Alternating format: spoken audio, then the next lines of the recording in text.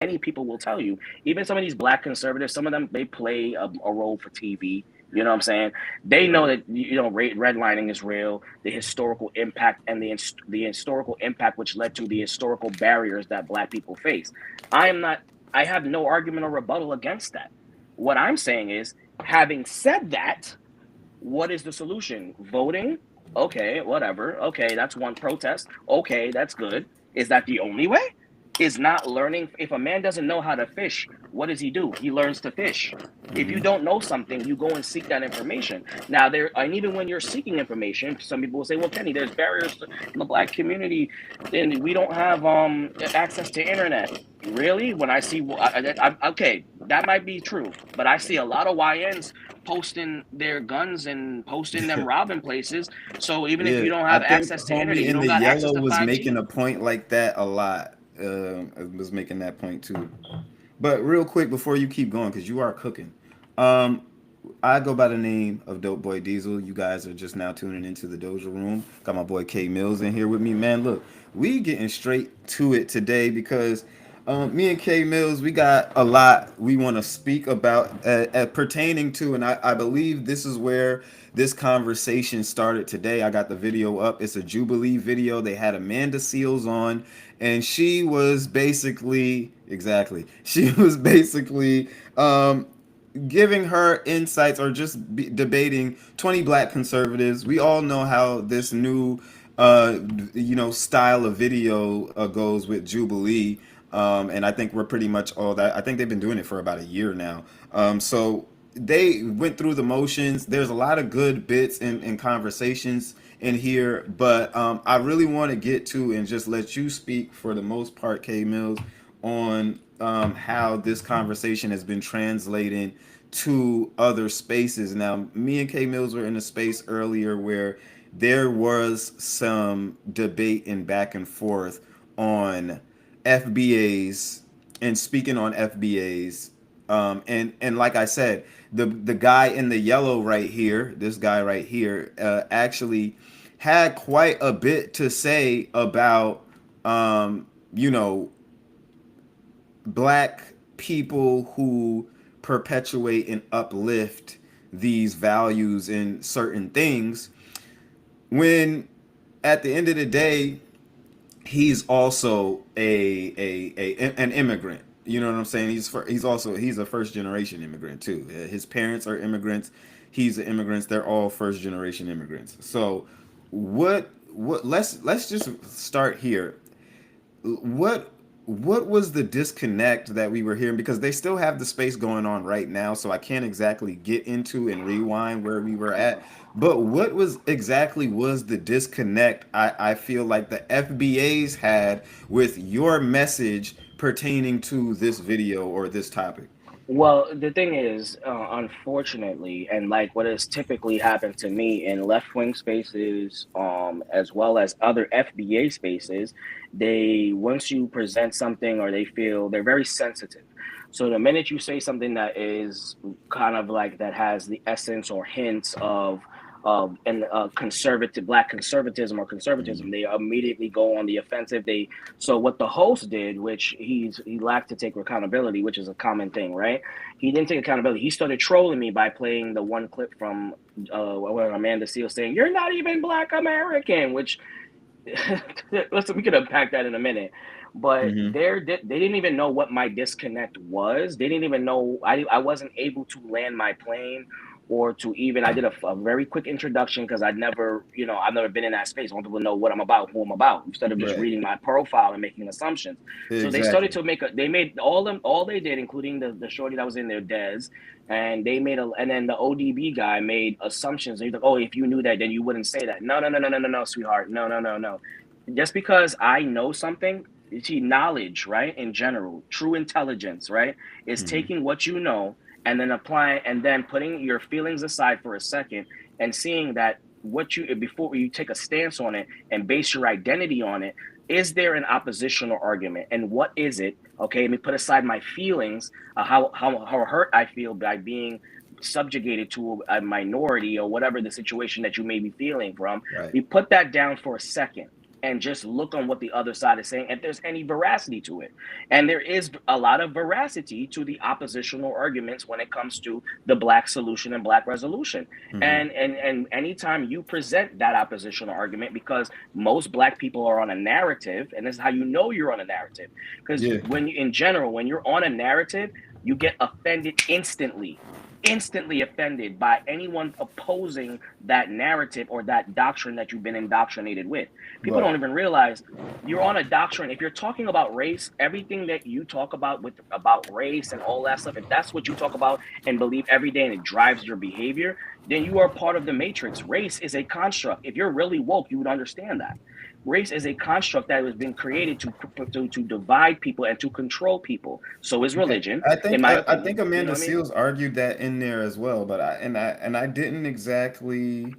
And it's funny, she was arguing that with the same guy here that I mentioned earlier, but I definitely want you to get more into that and expand upon that too at that point. Now I'm gonna say I will be playing devil's advocate just a little bit, because as a by definition foundational black American, which y'all have heard me on the show, refer to myself as that a couple of times, but where I agreed with Shorty with, and where I was going to get in and kind of hop in and maybe give you two more understanding of where each other is coming from, because I despite the bullshit that they were saying, I actually, for the most part, at the beginning of what Shorty was saying, I kind of got what she was trying to say, in the aspect of, I also feel like, yes, by definition, like I said, I am a foundational black American. Now, do I align myself with the Tariq Nasheeds of the worlds and all of these other people? No, I don't. But just looking at the definition of it, I'm like, well, shit. I know where I know where the Middleton place is. I know where all of these places are, and little things like that, where I can go back and research my family's history. I can go back and talk to the people that even enslaved. Their direct lineage to my direct lineage. I can trace. I can trace that, like you said, a lot of Middletons came from Barbados first, and then we came over to Charleston, and we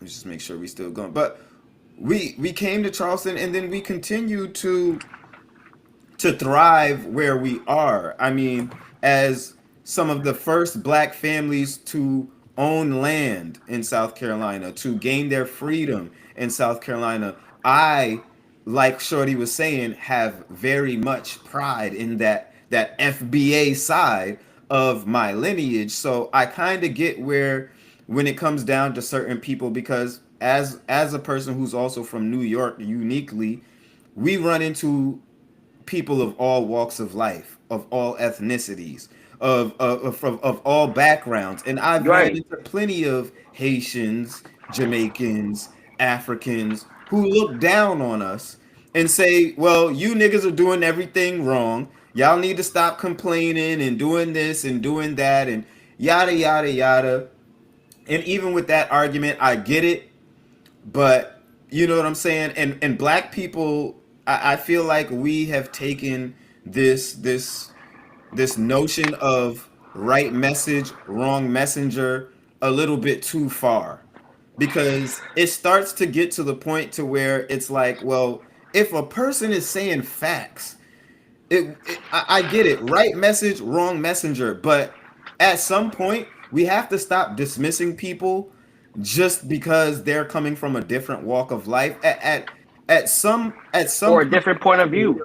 or a different point of view. At some point, we have to realize, right, that you can get fresh eyes of a situation from somebody on the outside looking in, and that's not anything that's looked down upon. That's something that, if you work in corporate America, if you work in certain fields, fresh eyes to a situation or fresh eyes to a conflict might just be that breakthrough. So I want you to go ahead and continue to cook, but that was just where I kind of wanted to, intersect and talk about that kind of thing. But I'm gonna let you cook a little bit. Sorry, my wife just reminded me I gotta cook dinner. But it's okay. You good? I'm with you. I'm with you. No, so everything that you said was true, right? But where I push back, and I'm happy that you're not FBA, but you are FBA. You don't associate yourself I'm with not over here essentially the movement. policing. You know what I'm saying? The movement or America or black people. Right. Exactly. You're not exclude. You know what I'm saying? So where my issues with the whole FBA thing, and when it comes to lineage, it just sounds like that group of people are being selective, and as to which time period and which they accept. And it's like, okay, if you want to do that, this is America. By all means, do what you got to do. Be your 2.8 million or your 5%. I'm not gonna get offended by it by people that want to be exclusionary. You're a small blip in the entire world. You know what I'm saying? But where I have an issue is with when you're screaming these things, and you have people like Tariq Rashid, this woman here, who are influential. You're producing a narrative that is not productive or impactful to or, to solving the issues that Black people have in the Black community. You cannot just talk about you can't just pick and choose which problems exist and which problems don't. And you can't pick and choose and or have this absolutism, which is something that a lot of these Black folks in America possess. We possess, and it's really coming from the left wing politics. This absolutism. If I don't agree with you, then I must be an Uncle Tom. If I don't agree with your solution to the black issues, then I'm an Uncle Tom, and that is exactly And what you're that's mostly saying. a liberal stance, like It's a very liberal stance. Exactly. You see standpoint. how it all comes together. You see how it all comes together. Hmm. So when the gentleman in this video is going to talk about, I don't agree with everything what he's saying. When he talks about the victimization narrative, it is a narrative. A narrative to me, what he's identifying. Again, I'm just putting aside my feelings because I used to hear this when I was super like Democrat. I've been a Democrat longer than I've been an independent. When I was Hmm. on that wave, growing up in my early age, 22, 23. I was on that type of wave, bro. I was on that, like, yeah, because I wasn't woke. Me I too. woke up. You I know what I'm used to be saying? far left. I used to be Far far left, left. Bernie exactly. Sanders. I voted for. OD, I was out there OD. with Bernie Sanders. I was out there with Alexandria Ocasio Cortez. Cortez. But then I You know. realized something, that I'm not a smart person if I've only heard one side of the. If I've only Mm. saw one side. If I want to be somebody who's truly informed You and have to truly at least hear them intelligent, out. you have to, and that's what college teaches you. You know, that's what college teaches you. I don't believe in the whole liberals. No, I've always, even every class that I've ever taken when it comes to Black African American studies, women and gender studies, they always show you the opposition argument. They may not, the professor may not lean too much on that side because they have their Right. personal thing, it's their class, but they always presented it to give you that opportunity to think for yourself and make of it what you want. And that's what it is. A lot of Black conservatives are not like the gentleman that was in here, that one gentleman that she first talked to, but they have a lot of concepts that actually reign true. It doesn't matter what the matrix created for you. You have a choice. You always have a choice at the end of the day. And as Black people, we need to choose to understand. I think it's important, like Amanda Seals is going to say in this video, I think it's important that we continue to acknowledge the historical barriers, because if we don't continue to acknowledge them, if we don't talk about them, they will continue to exist. I'm with every Black person that ever fights for reparations, that fights for political activism, and that's fine. That's one way. And when you're and that's and where it becomes a victimization narrative, and when it becomes a narrative of the left wing, is when that these influential people like Tariq, Lamont Hill, this person screams that as the only way is to vote Democrat or to do political activism. Then what happens is the other issues that are happening in Black America do not get addressed. And then when you're screaming it through a microphone, when I say screaming, I mean that you're an influential person with millions of thousands of followers. I'm Kenny. I'm K Mills. Okay, I have 1,800 followers. I don't have the influence that Amanda Seal does, Mark Lamar, and Tariq Rashid and other people have. So when Right. you have these big prominent people, even Obama, saying these things, it becomes the narrative, and it's being pulled. That then gets polarized to media, Hollywood. So that's what they, when they say victimization narrative, because you're giving me one, sometimes in certain situations, never giving me a solution. You're giving me racial disparity numbers without telling me the whole story, right? Because is it because I'm black, or is it solely because I'm black, or Yeah. is it other contributing factors in addition to being black is the reason why I'm not successful, right? Or whatever the situation is. You're continue to tell me the problem without solution.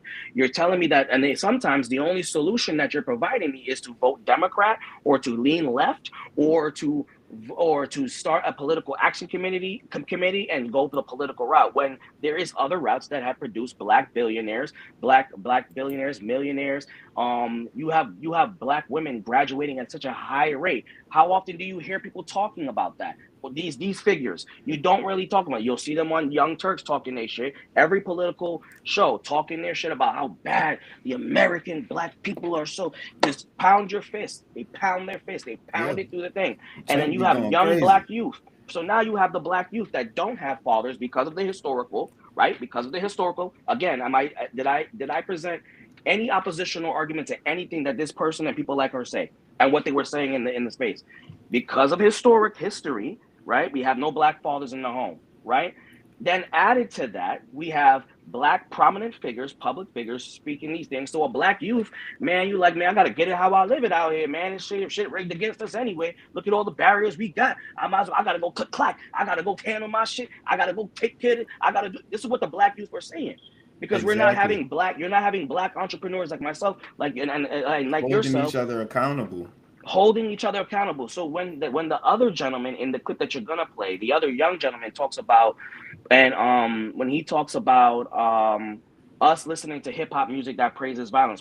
First of all, I don't agree with everything he said, but the part of it that there are certain truths and veracity that we have to address in Mm. terms of supply and demand, right? And her argument was, who controls it all? Yeah, the white man controls it all. Facts. Okay, again, not arguing, not arguing with anything she said. It's true. Is it white control? Yes. Is the white Yeah. man how do they keep giving you what you want?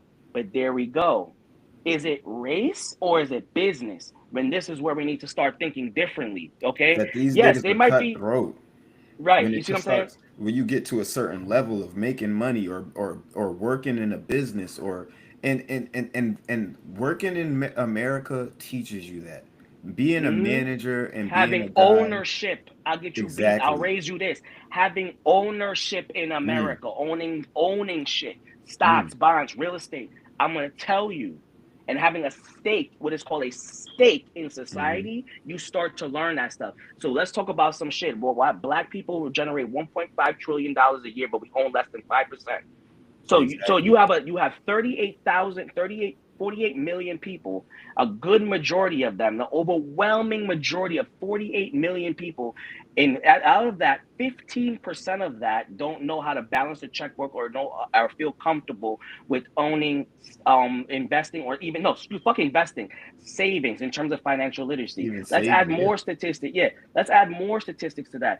Let's take race out of it. 12%, 12.8% of U.S. homes are in terms of U.S. homes own an exchange traded fund, or even know what it is.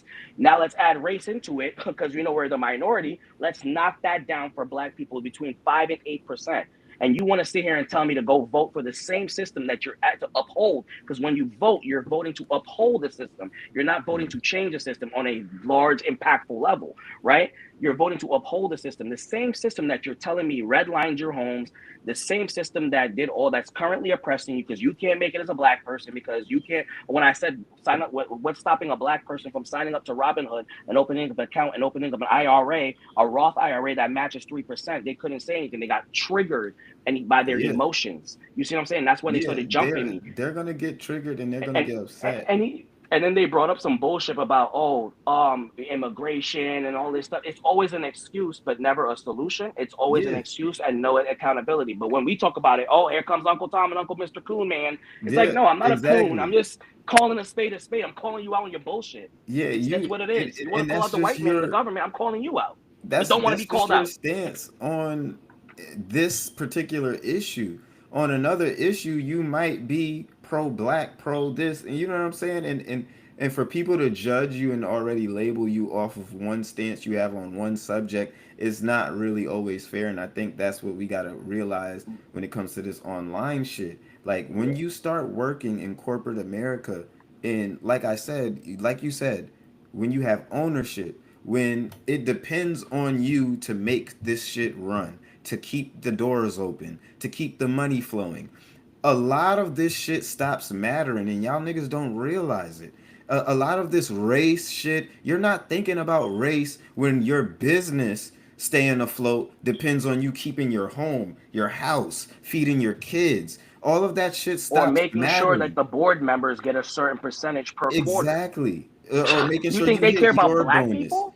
They, Look they, at they, black and white does not matter to these people like y'all would like it to believe.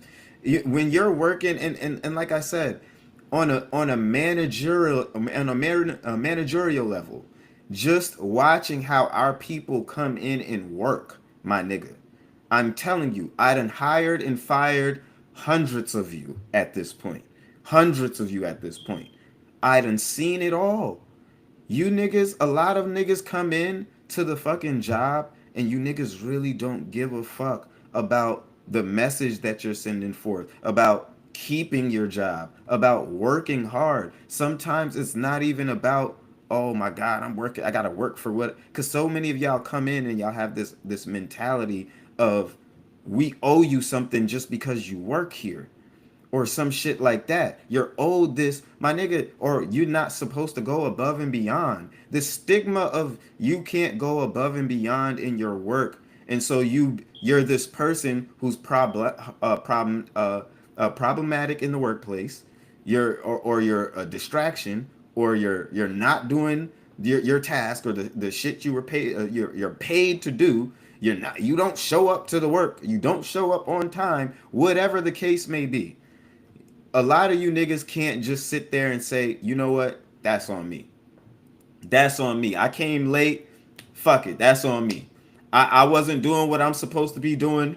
Nah, it That's was me. because nah. No, it's Apparently, it was because because of these the niggas white are their picking white on me. counterpart is yeah. It's Oh always some no, the shit white girl does the same thing. Oh, thing. this person. But yo, one of the first things my mother ever taught me is I don't give a fuck what these other niggas in the classroom, and this is the mentality y'all niggas gotta look at it as. I don't give a fuck what these other niggas in the classroom are doing. I don't give a fuck about what these other niggas get in trouble for.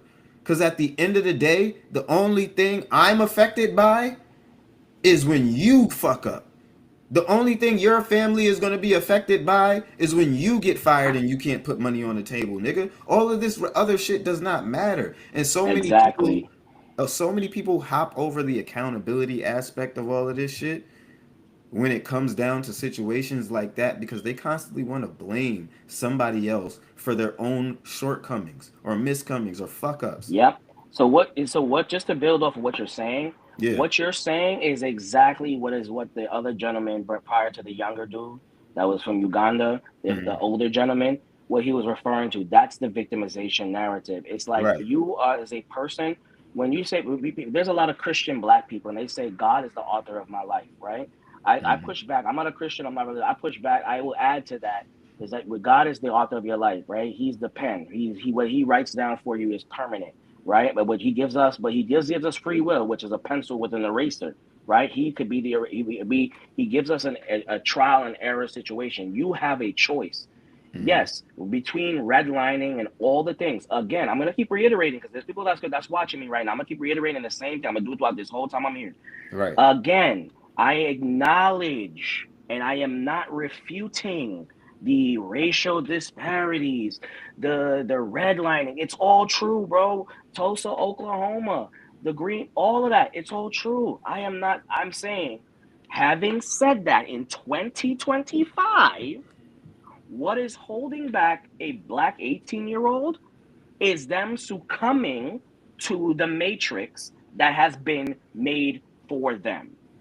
Anytime a black person kills another black person, They this due to everything we talked about, that redlining, devalue our homes in underinvestment, which leads to poverty equals crime. Crime increases, less policing. Then you have the defeat. Then you have the BLM shit, which black people or police don't even want to go into black neighborhoods at this point to Mm-hmm. police, or feel like they need to do what they need to be doing to keep our own hoods, our own neighborhoods safe. Okay, you have all of these things, right? We have to take accountability for those things. And the truth is, you know what gets lost in all of this, Diesel? You know what gets lost in all of this?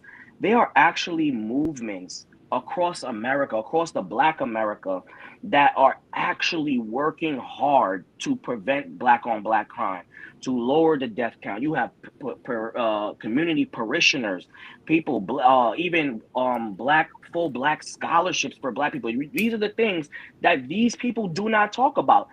You see where the narrative is coming from? You continually hammer, hammer, hammer, hammer, hammer. Problem, problem, problem, problem, problem. You're not giving me a solution. And even when you do, it's always political activism or voting and some of voting. Where are you shouting out the I love being black black owned business? How many people don't even know about it? Or WeBuyBlack.com. How many black people know about it? The Black Real Estate Investment Trust and Fund, banking with Greenwood, which also opens up the door for you to also invest in black primarily black owned business. Yeah. When do you really hear these things? You hear them from Killer Mike. Yeah, I guess he's doing it the right way. He shouts the problem and here's a solution. You don't even hear this shit from Dr. Which Umar. we He's got an focusing account on with, snow by the way. bunnies. You feel me? Definitely got to get Like, that Greenwood account. yeah, I'm gonna send it to you. I'm gonna send you the link so you get the referral Oh, I code. got one. Oh, you got one? Okay, that's what's up. I got And one. One United Bank. I bet half them Negroes that was in there talking all that shit don't even know that shit. And they over here, and every time you present a problem that is a real problem, they get offended, they shut you down, they shut you off, they cut you off, and versus listening.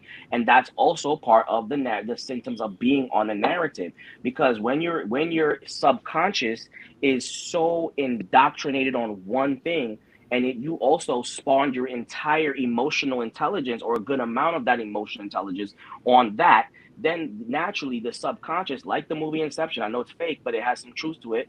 The subconscious naturally tries to defend itself to to keep or defend the doctrine that you're on. This is why we had certain house Negroes on the plant and that were living in the house Negroes that were snitching or even snitching on the field Negroes that when they were trying to escape the plantation.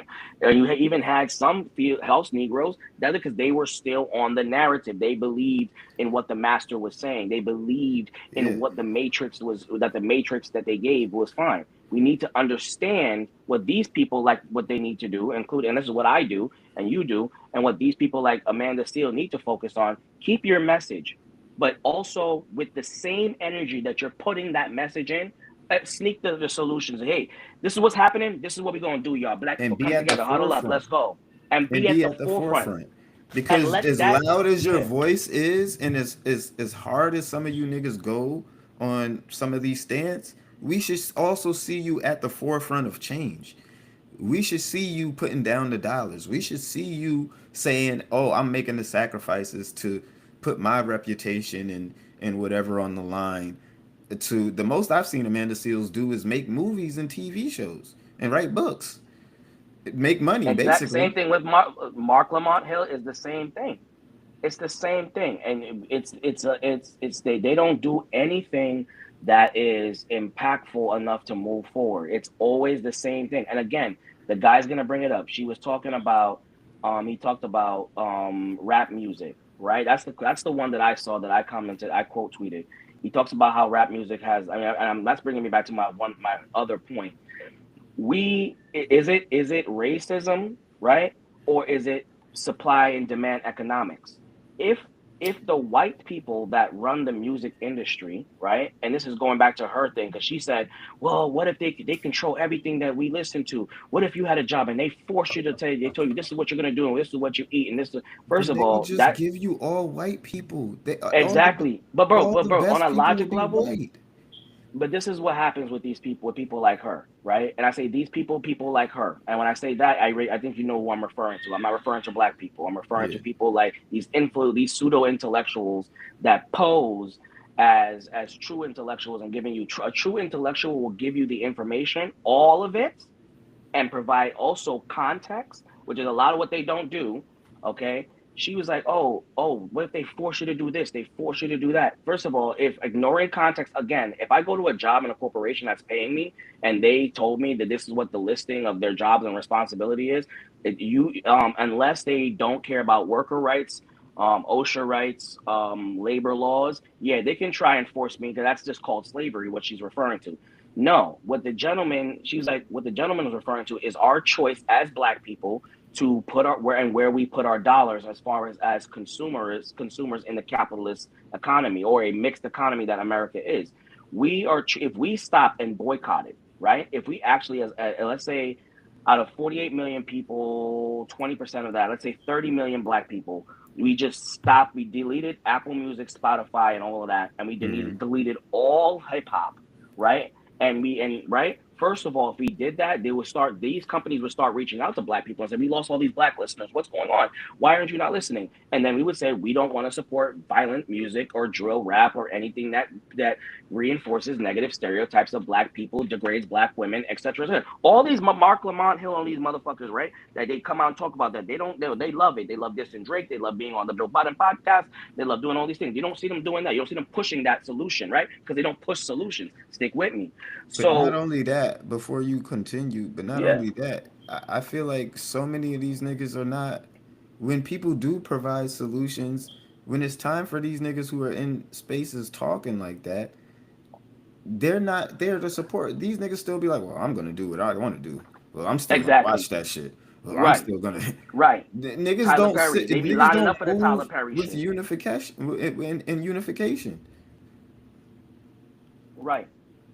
So when it comes to addressing that one thing that she did in that one clip that I quote tweeted, where the young man was like, "Yeah, we listen to that. We celebrate that by putting our dollar where we want."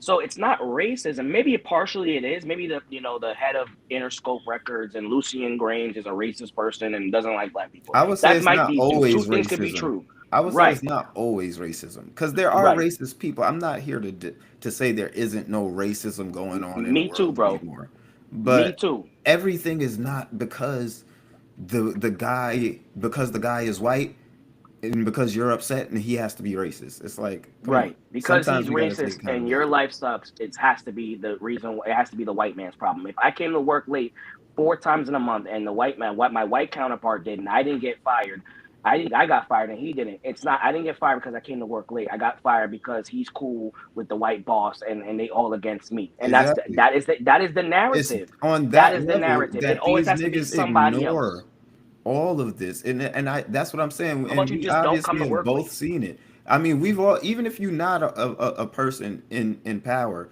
to be hiring and firing people, we all have co-workers and we see it. We know the bitch who comes late every fucking day and calls out 2 times out of the 5 days she gotta work because her kid gotta do some this and this and that, and we all know that And one person. and And Diesel, we all Diesel, know the one person that might be kind of friendly with the bosses. They're cordial.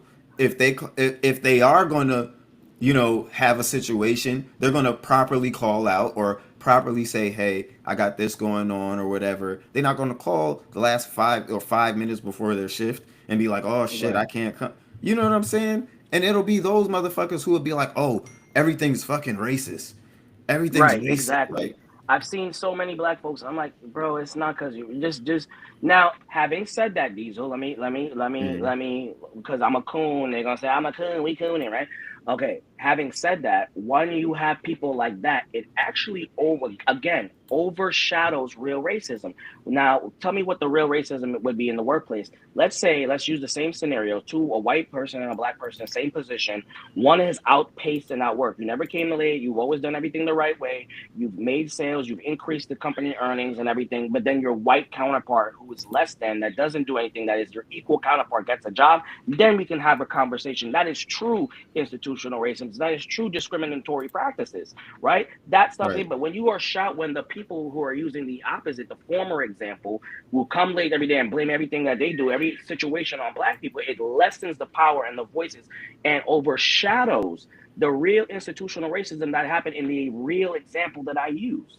You know what I'm saying? And a real is that's a real shit that really happens. You could be the top. I've talked to so many black entrepreneurs, so many black master level, PhD prepared level people, and they said, yes, this is real racism. Not these people that are talking about, oh, I didn't do my job and da, da, da, I didn't get this position because I was black and it was all white. Now, further address that, and this is where I said true intelligence, right? True intelligence comes by putting aside whatever narrative you may be or your feelings and thinking outside. When you talk about minorities versus majority, right? Because this is what everybody, minority versus majority. We live in a majority rules society. Would you agree? We live in a democratic republic, right? Where the Right. majority vote wins. I would take that further. I would take that further, even in terms of like the whole majority, in terms of majority versus minority, is actually human behavior, evolutionary, in that you can find evolutionary examples and current modern examples Right. of majority rules. If I'll give you an example, I am a black straight male in nurse in a female dominated field. I have heard and experienced personally sexual harassment, male bashing and misandry, Hmm. and racism, okay, and backstabbing and all that stuff, right? And I've only experienced most of those things where when I go to the hospital, being a traveling nurse, I go to the hospital, and if there is a good ratio of male nurses to female nurses, because there are male nurses that exist, I Hmm. usually don't have that experience if it's a good ratio or if it tilts the other way. I usually have those experiences when it's mostly maybe one or two males that are working there that are nurses. It doesn't even matter. This is race apparent, okay? Not race apparent, race excluded. I have better experiences. Why? Because I'm no longer in this super minority as when it comes to this. This is some of the challenges that people exhibit in life is if you're in a minority, things are going to be harder for you. You're facing that one barrier right there. Then you add in black, straight, male. Then you see how the barriers start to come down. Having said that, again, how does a brother, how do brothers, kings and queens and sisters navigate those? We know they exist. Let's keep talking about them. Let's Right. keep trying to change them and to break barriers, because that's how revolutionaries in our past. You're talking about Martha, I mean Martin, Rosa, you know the names. That's Right. what they did. They didn't just throw their hands up in the air and say, "Yo, man, because of all this shit going on, fuck it, man. We ain't gonna make it out of here. We just gotta keep talking." Like, bro, like we would not even have the rights the civil rights that we have today. We would not have if people didn't strive. The greatest thing, in my opinion, in the opinion of many, the greatest attribute that black people possess is resilience. Hmm. But this victimization narrative has has put a like a fucking ocean of water on the fire, the determination, the fire that the people, you had to fight to get out and say, all my life I had to fight. Okay? And the fight ain't over. The fight ain't over. It's not over for a black youth. It's not over for black people. We just have to keep the conversation, but find multiple solutions. We Yeah, can't just, we've been going it's about more it one way about for years, actions bro. nowadays. It's not about talking, and I always say this is why niggas need to start working in two groups of twos or threes, because when it becomes too many niggas in one room, it starts being too much talking. It starts being too much talking and no action. And this is why I say, like, niggas really gotta focus and lock in on just talking about the shit and really doing the shit, really putting in the work. Even if it's not, just practice putting in work in the shit that you believe in first. If you really believe in some shit, even if it's your politics, Democrat or Republican, whatever, at least show up to these people, up for these people. At least show up for these causes. At least show that you have some type of conviction still, or like you Yeah, said, the resilience to still stand up for the things that you believe in. And I promise you, coming out and stepping for black people in the proper way that we need to do it right now, it wouldn't be so hard. It wouldn't be so hard for so many people. right. And my thing is, but here's the problem. When we have when we have groups like the FBA group, right, that has these separate, these isolationist, gatekeeping, I'm gonna selective outrage, selective genealogy. We're gonna select the time periods and act like, because like, you understand why I believe all of this is stupid is because it doesn't make any sense. Yeah. You're saying that because I am not a Black American, right? This is what they were saying in the space. I am not a Black American and according to what she's saying in this video as well, which is crazy because she's talking about FBA and defending it, but the FBA, you're defending a group of people that do that doesn't consider you FBA. It's so the whole. Do you understand why logically I can't? I'm a black and white person, and logically the whole shit doesn't make any sense to me. But Mm-hmm. whatever, that's them. But the reason why it doesn't make sense because history will tell you, like I said earlier, 90% of the slaves that were imported from Africa went to a lion's share, a lion's share of the slaves that were taken from Africa via the transatlantic slave trade was brought to the Caribbean and islands first, which would make sense. Hot climate works better in hot climate, no shit, right? Then 3% was sent into the American colonies. Remember, America wasn't a nation until 1776. The Mm-hmm. first slave landed on Plymouth Rock in 1619. And then that's all they want to talk about. They forget about all the other slaves that were re-imported, like you said. So technically, we are all lineages of the chattel slavery, which is the first point in their parameters that tell you that you're FBA. But then they Yeah. get more selective when And it we comes to all were historical just sent context. different places and stuff It's like like that. Just because right, you like were invading and we this all and that, niggas, man. they still went through. Like, But where I will what push you back doing? and say that the black experience at a certain point of time was a unique experience, and our history is unique.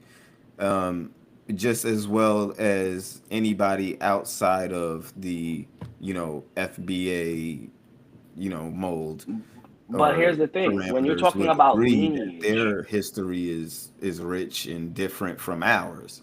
So I right? do get the point to a certain extent when people argue that, all right, certain things you don't really understand when it comes down to the experience or the history of it all. But at the same time, in 2025, we all niggas at this point. Exactly.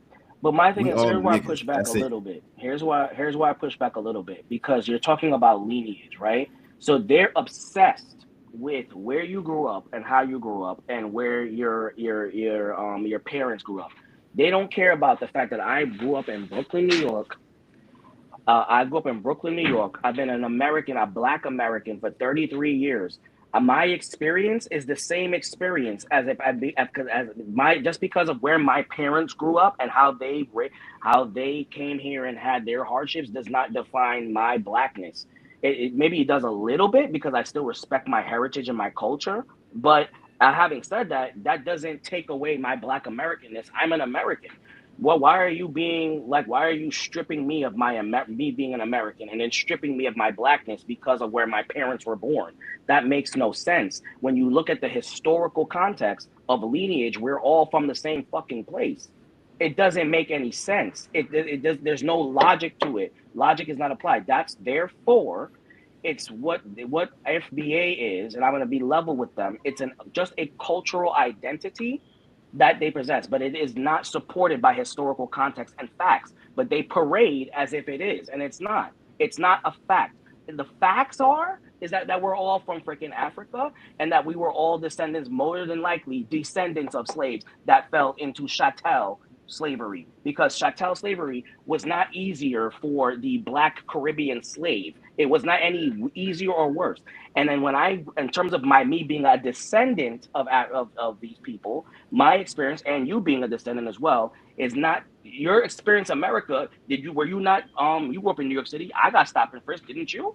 Didn't I got harassed by police? I was called a nigger. Everybody was like, what is this obsession with where your genealogy? Some of these motherfuckers didn't even probably get their genealogy actually checked from ancestry.com, but they're obsessed with this historical context. They're picking and choosing which part of the context and which part of history matters and which part of the genealogy matters, which sounds very similar to me. And you know what it sounds like? It sounds like Hitler and the fucking German people, and how people like that looked at genes and looked at fucking colorism and said, this person's not like this person's like that. I Like don't even the know if it's Tutsis like in that, but Rwanda. Check it out. I see Even how the some Tutsis in people Rwanda did that. radicalize the shit though. Like it's starting to get to the point to where it's used in conversations where it's irrelevant.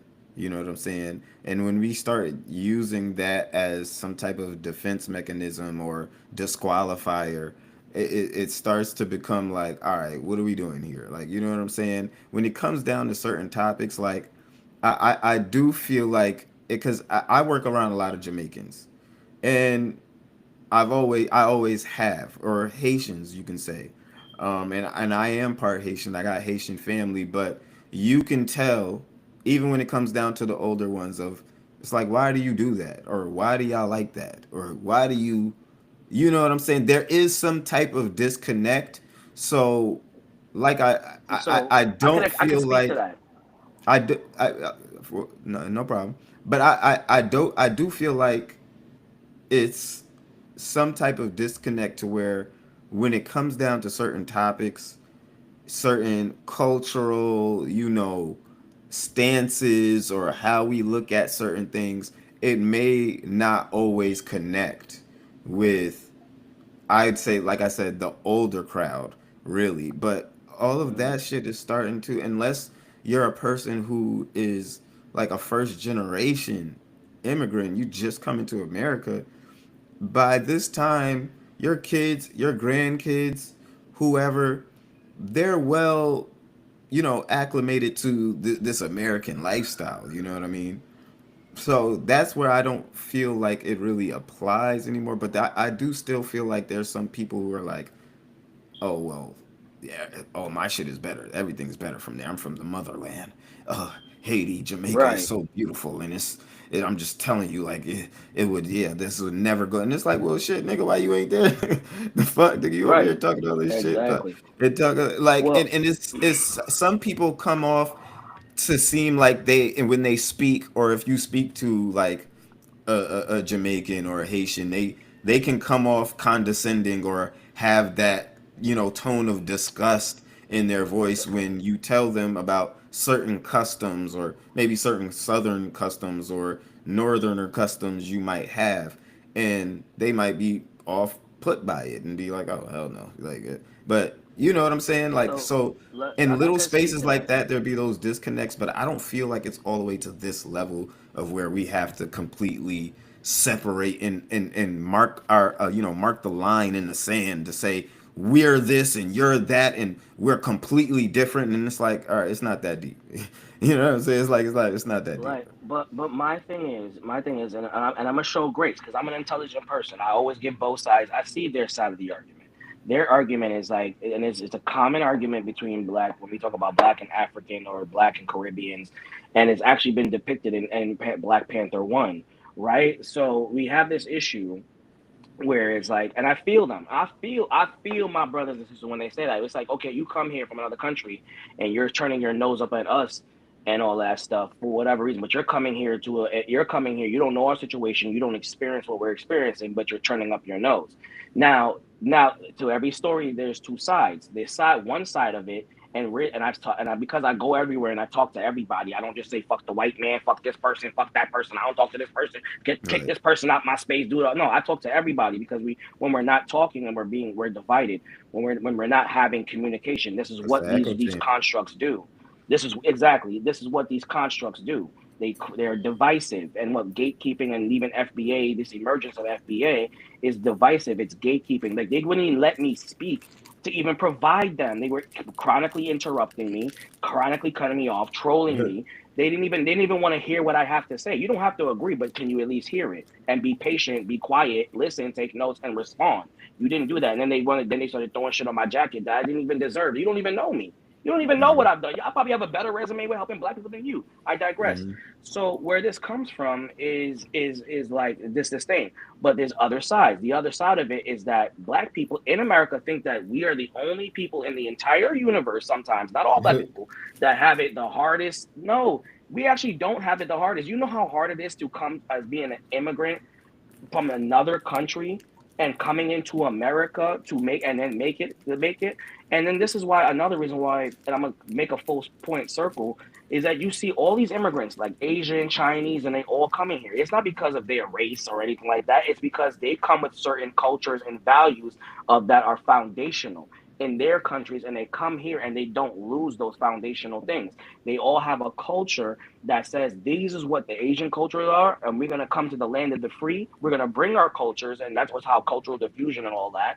We're gonna bring that culture. We're gonna practice in America. Group economics. Other countries, like I don't know about this. I'm West Indian. We call it susu. We call it baksan. Yeah. Right? It's a loan and saving. It's called group. It's a group P2P loan system. They claim to that. They learned that in their country. I don't They know why brought it niggas is into doing America. susus. I don't know why Facts. niggas stop doing that.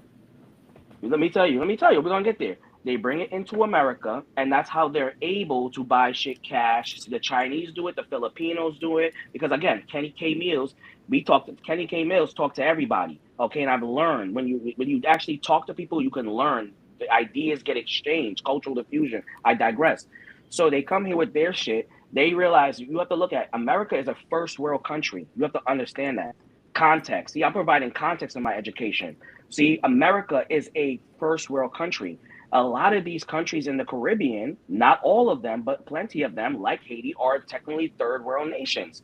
So, like me, I've traveled to Honduras. That is a third world or second world nation. They're very poverty. They don't have clean toilets, etc., etc.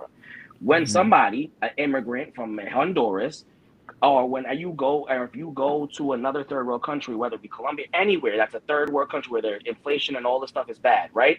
They look at us like rich, like we're gods, like especially in a country like Colombia. Let's just remove African nations from it all.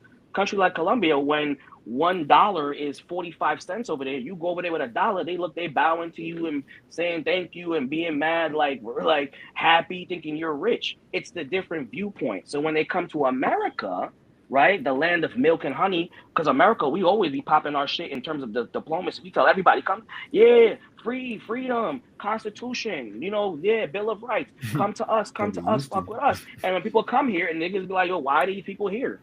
You know what I'm saying? You come to America, the land of milk and honey and opportunity, because that's what other people look at America. They look at opportunity. If you work hard, the American dream, you work hard, you put your head down, you overcome barriers, you can be successful. They come here, right? And they look at black Americans complaining when it's like you have food stamps, you have everything, you don't have to wait when you come here, you know the language, you don't have to learn a second language or have any type of language barrier, which is a large barrier to those people when they come here. You have a sense of community of people that already know you and like you. You're not a foreign person to a foreign land. You have all of the rights as when you're born here as a citizen, all the rights that comes with being an American citizen. Look it up. Those who are listening, look it up. You have all those rights. Food stamps. You have access to WIC. You have access to healthcare, access to college. All these things when you're born as a natural American. When you come here as an immigrant, you sometimes come here with the shirt on your back and the pants on your waist, and you have to take. I look at the hospital. I've seen this firsthand. Who are the most of the people that are doing the EVS work? They ain't Americans. They are immigrants that came here. They're doing the EVS, cleaning toilets. I met an EVS worker, environmental service worker, a Mhm. janitor that worked in a hospital that said he was a doctor in Ukraine. So don't. So when people from other nations come with that viewpoint, They they're not put just their turning up their pride nose to be aside. assholes. They put their pride aside. They do need to put their pride aside, absolutely. They And put their I and I pride would and I and aside I to do agree. whatever the hell they gotta do to get Exactly. themselves There's a out reason off why back, on their I'll even legs. give you a better example. When you want 40 deuce or in the train station of 40 deuce in New York City, right? Who you see selling churros? Mexicans. Who you Hmm. see begging? Americans, bro. So when people come to other countries that have had it worse, where they don't have clean water, clean toilets, or toilets that flush with toilet paper, that you with toilet paper because you couldn't do that in Honduras. When they see all these socioeconomic hardships and just hardship, like the people back from Sudan, their government's literally trying to kill them, bro. They have to overcome all of that. In Guyana, Yeah. my mother escaped a genocide, bro, and came here.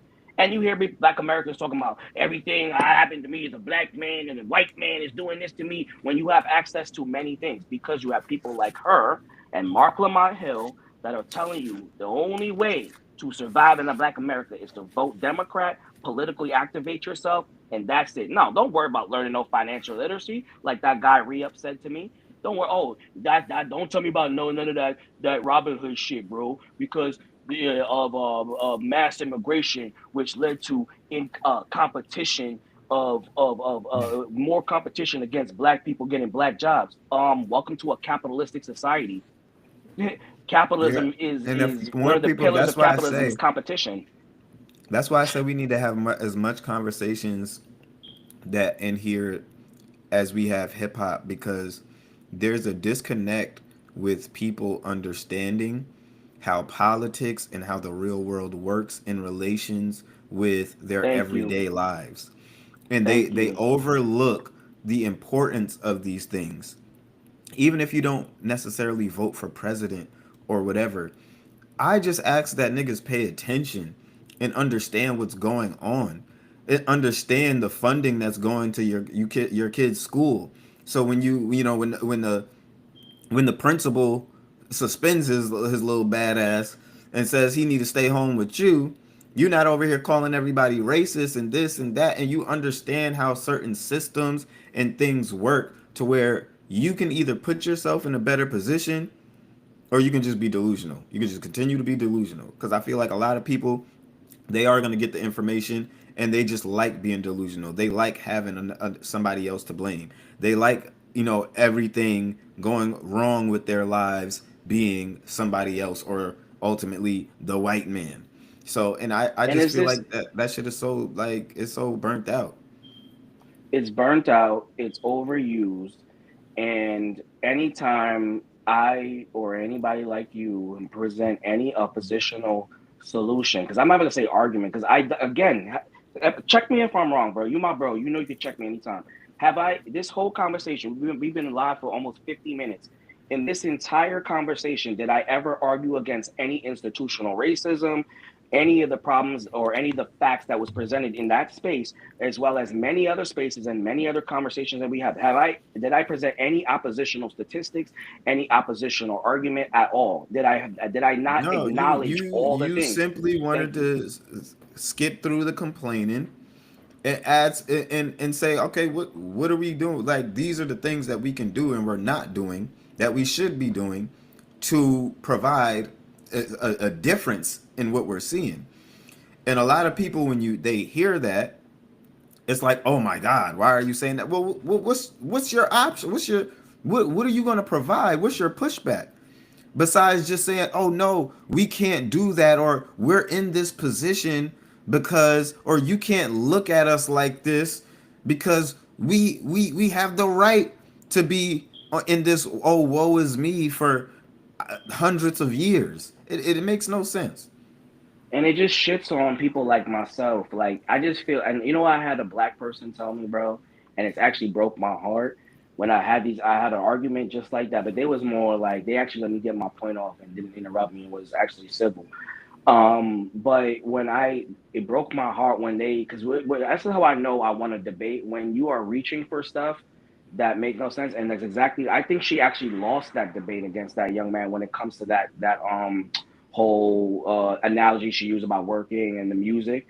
They start things like, oh well, you're the outlier, so I'm an outlier, right? I'm an outlier because I'm successful. I'm an outlier because I chose to be corny in high school and go to class and get the best, use whatever bullshit education system that they offered me to get the best grades that I can with the best bullshit education. Remember, again, everything I'm saying, not acknowledging the fact that the schools are underfunded and they're shitty, but I did whatever I can within that little bullshit system that they gave me to transcend. That means I did the best work that I could. I played football. I went to school. I had two jobs.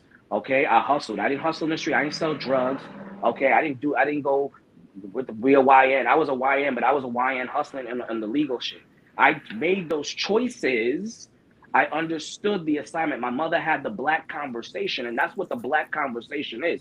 The black conversation is your parents initially saying, you are a black man in America, no matter what you want to call yourself, whatever you want to identify, light skin, dark skin, you're black. And that's what they will see. That was the conversation that my mother had with me. And that was the first time that I was awakened or informed about the matrix. So I said, yes, mom, I love you. I'm not going to be part of that statistic. I'm not going to end up in jail. I'm not going to do these things. I'm going to walk the hard path. We'll get a 9 to 5. I worked at McDonald's. I sold candy. I was the corny nigga that went to class, the corny nigga that everybody, that no black girl wanted, because I was corny and I didn't have J's on. I didn't go spend my money on J's. I did things the hard way and I achieved. And that's what it is. And that's what but I was told that I'm an outlier, and it's not true. I've met so many black successful people. I only surround all my day one college friends. I just went to my boy's crib, and he's technically by the bullshit parameters FBA. Okay, I just went to my boy crib yesterday, not 2 days ago. He just bought his first house, and he showed me his portfolio. He's freaking rich. Okay, and he went to, you know where he grew up, Diesel? I'm gonna spit game to you, big bro. He grew up in I'm from Canarsie, right? He grew up in Brownsville, bro. Brownsville, bro. From 18, and his mother is technically a foundational Black American. So he an outlier because he went to college, because went to class, because he listened, he went to church, he did positive things in the community. All the children that are being birthed out of a black vagina today, all are gonna be outliers. The black, beautiful black queens that are graduating at a higher rate, are they fucking outliers? You see how passionate this shit pisses me off, bro? Like, Yeah. where you fuck you for telling me that I am a fucking outlier. I worked my fucking ass off and I have achieved. I broke barriers. I achieved. I cleared barriers. I am a black king. I am African because I have that burning fight and desire to be successful. You're not going to tell me that I can't do something because I am God. I am a God. I have the power to do something. And that's what all these black young men need to hear. Not this bullshit that Mark Lamont and this person is gonna sit here, and these fucking people that was in that goddamn space. They need to hear that you can be something, that you are a king, that you could put that stupid ass gun down and pick up your fist and shoot the fade or just walk the fuck away. There Yeah. is a way. It's not just voting for Democrat and voting and activating yourself politically. You can achieve. Download. I hate to say it, yo. They should fucking, make me their sponsor. There's no black youth that can't. If you know your social security, download Robinhood for $5 a month and start. And it teaches you everything. Everything there is in the palm of your hand. If you can line up, if you can go on IG, create an account, stream on Twitch, play video games, and do all of that shit technology Spend wise, money you can on start a bank account cosmetics. right now, The bro. way I seen Spend it, money on and now the way Balenciaga I shoes started and all saving that. You money, can't tell me. Stop it, bro. the Make way I yourself started saving accountable, money, bro. and the way a lot of you niggas could start saving money, I looked at it like this. One day, and then this is when I first started working. One day, I had just got paid, got all my money in cash, had it on me. I lost $20. I lost $20. Something simple as that. But after that day, I said, well, shit, if I can lose $20 and just keep on moving, like, all right, I lost $20, but is that gonna kill me? No. I can still pay all the bills. I can still. Yo, King.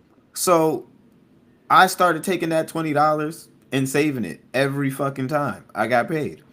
If you can lose whatever amount that that you're okay with, you might lose. You might lose $5 on your couch. You might your kid might need $5. Whatever amount of money you are okay with losing. Let's just say you lost it. Whatever that amount is in your head, you can invest that every 2 weeks or every month. However, just start somewhere. Bro, my wife from 2016 till now invested $50 a week into her Roth IRA. Not to put her whole shit out there, she has it's almost 10 years later, she has 35K by just Mm-hmm. doing $50 a week in Mm-hmm. a smart portfolio. Investing is so fucking easy now, bro. It's not even funny, bro. It's Yeah. not even funny, bro. It's so easy, bro. Like you don't even have to pick stocks or nothing. You could just literally go through download And Stash, download Robinhood, download Webull, download any of these things. Remember, see, I dabble in solutions, Diesel. I dabble in mhm. solutions, okay? And that's what I wanted to tell people in there before they shut me down and shut me up, right? Let the outlier speak for once. Maybe you learn something if you just shut up and listen. Black people don't want to talk to people, and we don't want to shut up and listen. We always know everything, and we blaming everybody else, and we don't know shit. Okay, we don't know shit. Okay, so you can download any of those apps that I mentioned. Okay, and just go through a questionnaire and open the account and deposit some money.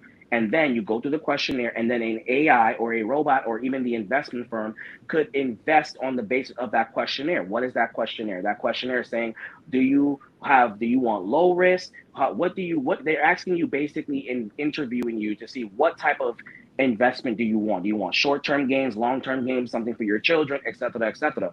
So when that happens, you can't tell me that's the first start right there. Understanding knowledge. I'm giving you the knowledge. And Yeah. the sad part of it is, again, and why I got so passionate about it, bro, is that the message that when these influential people are speaking, again, all the people that are there are so many black influencers, financial CPA influencers that don't get the clout, they don't get the recognition. They're all over the internet. These things exist. They're all over, right? But the ones that get the airtime are the ones like her, Mark Lamont, Or the and niggas who be others, scamming Tariq their own Rashid, community. net, right? Or the ones that to be scamming their own Remember, we out community here and scamming their right, own community, nigga. or cosplaying black culture, right? If you want to talk about Kendrick Lamar, right? Cosplaying the black culture for monetary purposes when he doesn't do really nothing for black people or nothing impactful, in my opinion, other than PG land, but even that's under a white owned situation. But we don't talk about that.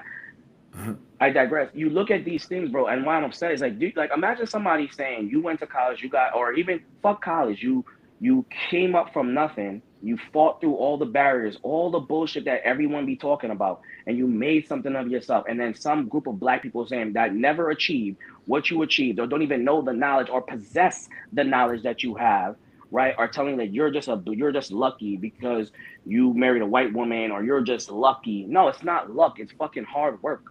It's Yeah. hard work at knowledge. I didn't instead of playing 2K, I was up learning about how to be rich, reading Rich Dad Poor Dad.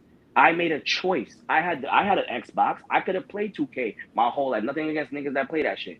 But I'm saying I could have done that. I could have done that and I did. But then I was like more fascinated with being rich. Because I don't wanna play 2K. I wanna own the company that makes it. You know what I'm saying? It's because we don't you have a choice. Like, even when Kanye said slavery was a choice, he wasn't talking about slavery. And he was, in fact, slaves had a choice. You could either be a slave or fight and die for freedom. It was a choice. You always have a choice. No, regardless if your environment is created for you, you still have a choice to either succumb to your environment or break the chain. We talk about breaking the chain of alcoholism in our families, the breaking the chain of trauma. Are you going to be the break or are you going to be the link? Because I'm going to be the break. I'm going to break the barriers. I'm going to break the cycle. I'm not going to be the statistic. I'm going to be I'm a black king. I'm not a nigga. I'm not going to do those things. I'm going to be excellent. I'm going to be great. I believe I can fly. No no R. Kelly. I believe I can achieve. You don't stop me when you hear do you hear these voices say these things? These prominent mother effers that like Mark, do you hear these? I sound like I'm preaching. I feel like I'm Martin. I feel like Martin is shining through me. Thank you, Sativa. You know what I'm saying? Like, you feel me? What stop me if you've heard these things? You hear Roland Martin always talk about vote like a black woman. Vote like a black woman. Most black women are single mothers that are, and you look at the statistics. What are you talking about? What are you talking about? None of these people. Shout out to Dr. Boyce Watkins. Even though he don't like me, he always talks about the Black Business School. We don't hear about those things, bro. You don't hear about it. Even the Dr. Umar Ifandu, whatever his name is now all about snow bunnies now. He used to have a whole different position. Now he's scamming and doing fucking No, snow bro, bunny trying attacks to on just people that keep his on black bro women. trying to keep the city from taking his school right now. He ain't even, but and Exactly. even that is one of those things where it's like that's like a prime example of you seeing how people use this whole black community thing, and a lot of the times The niggas who they're giving $1.2 million to, y'all niggas is not doing the right thing with the fucking money. Y'all niggas is not doing the right thing, moving the right ways. When niggas do put y'all in position, we look at Black Lives bro. Matter. Niggas get it as soon as niggas get the money, they over here they fucking it off. So Absconding. y'all Yeah, even exactly. so We don't much, want to talk about that. Don't talk about that. yeah, but so much to the point to where I think it harms us in a real way too, because when you try to really make a movement, a lot of niggas got to sit here and wonder if the shit is a scam now. Where's the money going to? Where's this going to? And this is why niggas just got to get to start moving as a unit and standing on business individually as people first before we start moving as a collective, because we can't take care of others. And this is my granddad, my dad always taught me this shit. You can't take care of others before you take care of yourself, my nigga. It just doesn't work that way. We have to strengthen. We have to strengthen as a people singularly first. Just on our own merit, on our in our own lives, and that's the type of shit it's gonna take. And like it's crazy because I sat down. I had this guy knock on my office door today, and he basically wanted to use my space, because I opened my space up to the community for them to do little things and help the youth and help the youth connect with the elderly and things like that. But he came and knocked on my door today, and you know the man was a part of this, this boys and girls club, and he had been doing it. I think he said he was like 75 or some shit. But basically, he had been putting in work. I'm talking work, touching lives in people who are now doctors, lawyers, superintendents. And now I'm sitting here having a conversation with this man, but he did the work to the point where it's like, oh, I can call this doctor I mentored.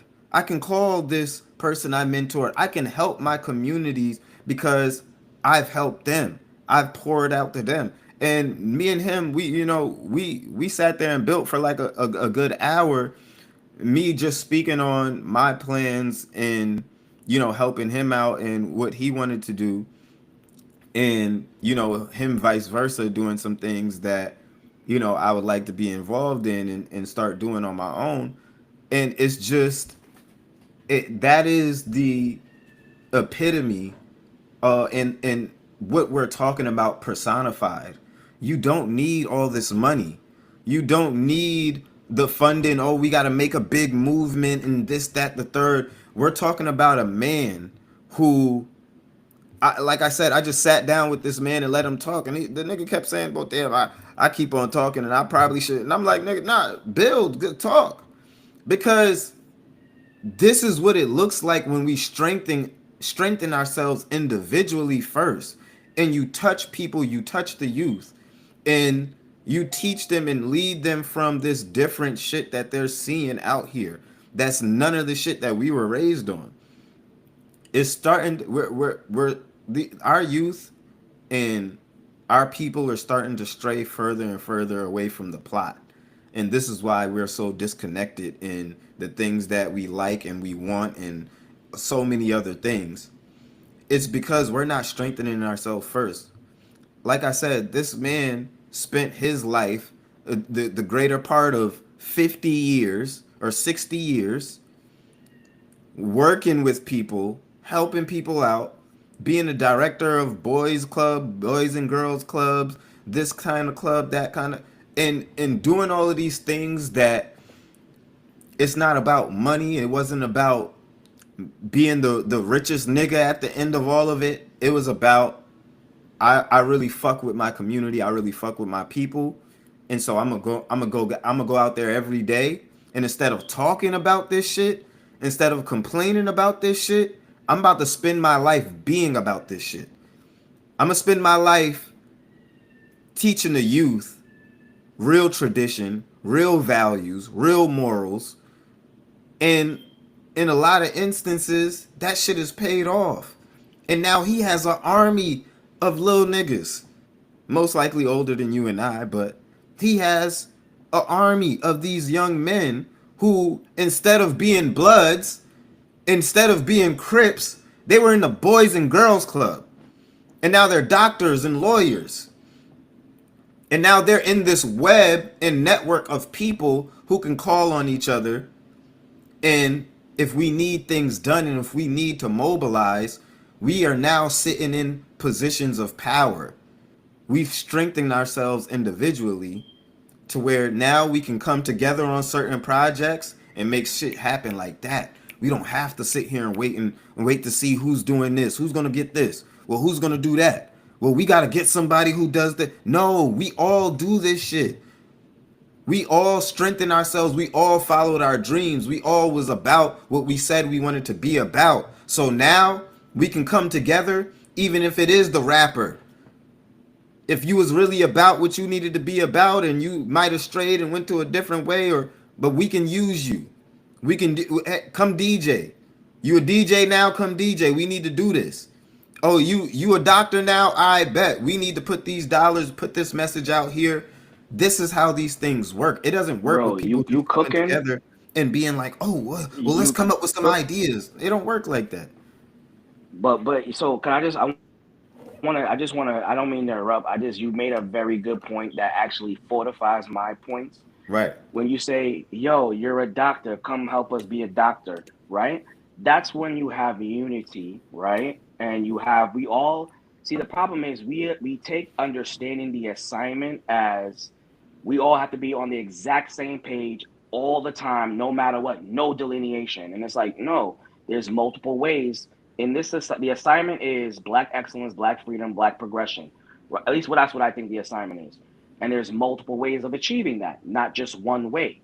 And they only have one way. But going to your point is that when you have people saying that you and I are outliers and that you and I are Uncle Toms because we took the white man's education, which is something that a lot of some FBA affiliates say and have said to me on Discord, That's a and narrative. in other places. Okay, so those are the extreme Wow. people within there, and they're not. I'm not saying FBA is an extreme. They were so stupid. By the way, real sidebar. They were so dumb in that space that they didn't even realize that Shorty was talking about what she was saying. What she wasn't saying that FBA is an extremist movement. What she was referring to is that in every group there are certain extremists that Yeah. take shit to the next level, but it is not representative of the entire group. Like people, like there's a lot of people in MAGA, right? That are don't believe in all the shit that if Donald Trump farts, they say you farted and it stunk. Bro, watch, go fart somewhere else. They criticize him. They don't subscribe to everything like some of the MAGA cult people do. They are extremists in every group and every organization. But when you have a gatekeeping of the culture and you have this separatism of who's black enough for the black club, and You it would just exclude making us people like weaker. me, which is part. Hear me out. Right, exactly, which weakens us because we're not community. And then you have follow that up with behavioral characteristics of wait, you said what? Nah, get him out. They want me to talk. You watch the go back to the space. They'll say, get him out of here, get this troll off the stage. How you even know I'm a troll? You don't even know what I'm here to even talk about. I Yeah. said thank you. I was mad respectful. Yeah, you but they're so sensitive to the opposition that they're so deep into they're so indoctrinated. They're so deep into the doctrine that they're so sensitive. They triggered the minute I say something. They triggered by every little, even though I really didn't say anything disrespectful. They said I said disrespect. I said I believe the FBA thing is stupid. I can't say I believe that the sky is blue and I don't like it. I think it's stupid. You're gonna be triggered. I digress. But when you have these exclusionary policies and you're selecting which part of the genealogy, the history counts, it's excluding people. So now this K Mills, this outlier, this Uncle Tom, this all the things that are this non-black foundational black because my parents from that who were born in 1948 and 1958 were born and raised in Guyana, even though I was born and raised here, just like every other black person in that fucking space. Now you're not gonna get the information that I have. Now you're not gonna know how to what Or happens the in the perspective. really happens, the racism that really happens in the healthcare. You're not gonna get the perspective, and that, in theory, my friend, is the master's plan. That is the overall matrix plan. Keep people separated by identity politics, Let me put figures that look like them to, it's subliminal, that look like them, to continue to feed the narrative that I'm producing, to keep them separate. When people are separate and they're not talking, they cannot unify. Ideas are not being exchanged. Oppositional, it's not being exchanged. And then social media continues the divisiveness by keeping you on an algorithm, keeping you on a narrative, keeping, this is what real intel, I'm talking real woke shit right now, bro. That's why I get annoyed with people, and I'm realizing, I just took an IQ test. I'm 136, which 196 is the highest. And I realized something, that I can't, people, and I even did this. They was like, do you get annoyed? I did another questionnaire. Do you get annoyed with people that don't know what you know? He does, because you're not even giving me a chance. I want to share the knowledge that I have, and so I want to thank you today, brother, for having me on here, because maybe some of them idiots that was in that space can hear what I'm actually about, see what I'm about. I'm not a black conservative. I'm not a MAGA supporter. You know what I'm saying? What I support is good policies for that for affect the greatest amount of people. I'm a fucking nurse at the end of the day. That's what our foundation of Support my real career is. actions, Thank you for letting me have me real on. results. And I'm supporting real impactful shit. You know what I'm saying? My brother that I told you that I was just hanging out with, bro, he's not only being rich on his own, he's bringing on other black people too. He has an entire program that he did for 6 months. Um, on a program, and he ran a campaign that was helping teach financial literacy. He's still double downing on that, because his next financial move he's doing to create a separate program. He's also going to work in Rochester, working with in the black community, teaching people financial literacy. But yet, where is Lamont Hill, Shell, whatever this woman is, Amanda, whatever, all these prominent people that are actually rich and don't really, when you're rich, they don't tell you this. These people that have money, these people that are talking, okay, look at Google their net worth. Look at, and this is why this is one of the biggest things I hate about Kendrick Lamar as well. You talk about 40 acres and a mule, my nigga, but you live in a $40 million mansion. You don't necessarily have the same effects that you probably experienced in your earlier life, that you're not experiencing them now, and you're teaching people how to come out of the situation. And the only thing that you're peddling to them is political activism and political activism. That's all you're producing, or voting Democrat. Okay, a lot of these people like Mark Lamont, they don't starve anymore. They're not in the hood. They're not dodging bullets. And push comes to shove, they would not move themselves back to the projects. They would not move themselves back to the hood. Hence why a lot of them don't go back to the hood, and with good reason. Because look what happened to Nipsey Hussle. I rest my fucking case. Yeah. I just I definitely rest my think fucking case, Dave.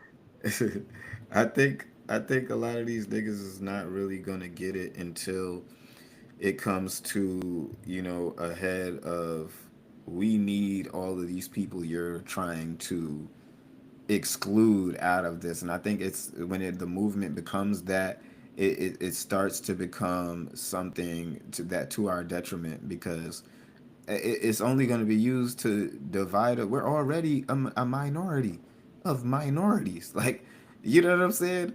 So we Bro, got to can you get it in imagine our if head. slaves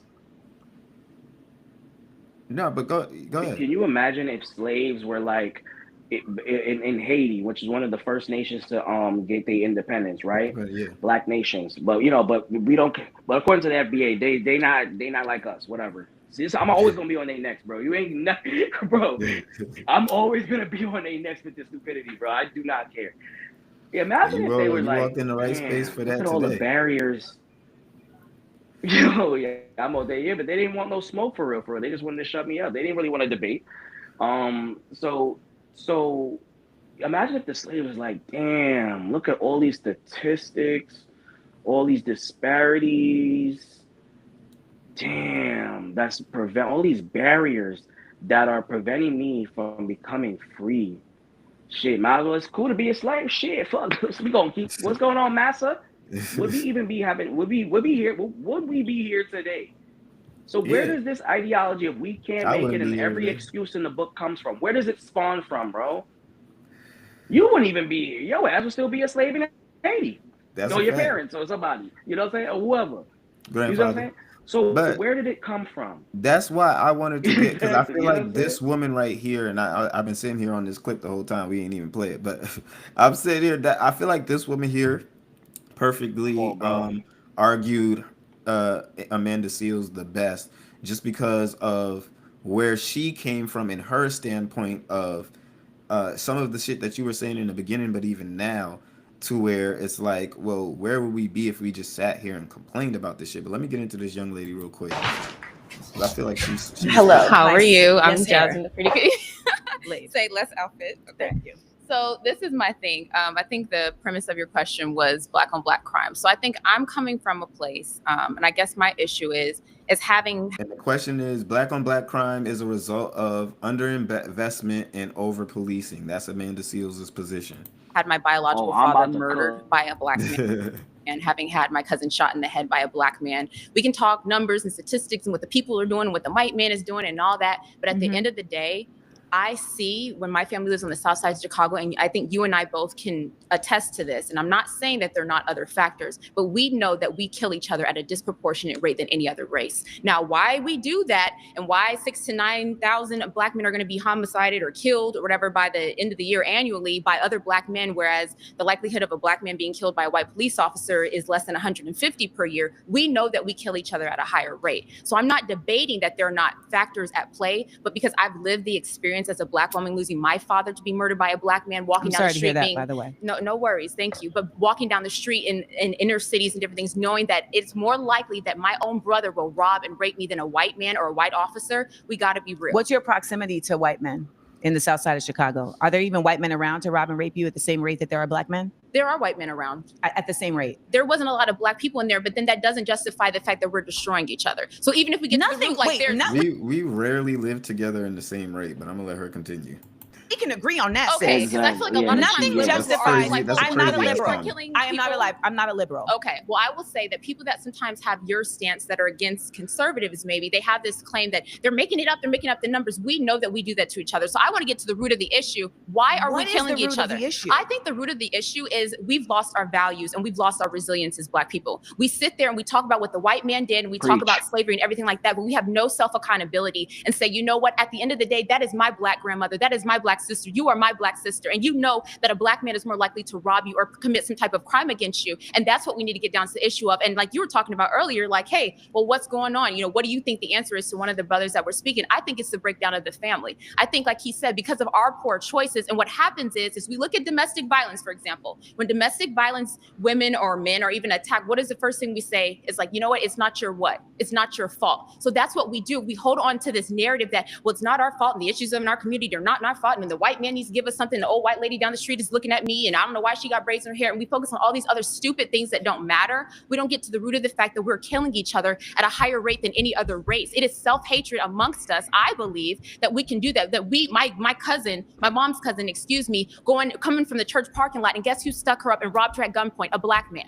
I need you to get to the point. Like, so my point is that, no, and I'm not trying to be funny, unless like you said, we're gonna keep it respectful. Yeah, but you're monopolizing the whole conversation. I'm We're not trying. being Okay, I'm able gonna let to- you speak, but let's not get the attitudes and stuff, because you're my sister and I respect you. So I don't have an attitude. I'm being direct to you, but you're literally not speaking to me, and you're not going to do that with me either. Okay, so you're I'm stating your respecting point, and you've been stating your point for quite some time. So say, you have the a proper reason ways. for Would me you to respond. would you allow me to respond? So that's a better response. Go ahead. The response that I have for you is that everything you're saying does not exist in a vacuum. I actually agree with you in that, yes, there has been an incredible denigration of Black worth and Black pride in this nation. I think it's also very important to acknowledge what has contributed to that. And to state that it is only Black people that have contributed to that is a false flag. So we have to admit that. So in order to have this conversation around how we got here, you can't say, oh, well, we're caring about the white woman getting braids and that doesn't matter and this thing. All of that attaches. All of that is all of that is bullshit though. Then this is what she's not getting. Like it's Yeah, like all exactly. of that This is does what she's not not getting. fucking matter. It's right. It matters, but so let me say it matters, but we have to set our priorities. And we have to understand where we are going to be outraged. You think I give a shit about Sydney Sweeney saying that jeans, whatever. But bitch, I don't care what you say. I'm not outraged by it, but every Black person dragging and getting outraged. SNL did a whole fucking skit on it. Who fucking cares what that white girl said about jeans and not jeans? I see my brothers shooting young princes, robbing homes. First of all, what are you doing outside that late? Doing these things. That is more important. These are kitchen table issues. We need to Mm-hmm. focus on the kitchen table issues and the values and the denigration that she's referring to, right? That is upheld by black people. It's always a deflection. Oh, man, we talk about these things matter. Yeah, they do, but not as much. This I don't give a fuck. I don't give a fuck about the white girl putting cornrows in it. I don't give a shit. She's an American. He or she or they is an American. They can do whatever the fuck they want. What that got to do with the fact that we killing each other? You're deflecting. You're deflecting, right? But let's continue. Actually, a very big part of the lack of worth of Black people. I'll ask you, do you think we're resilient?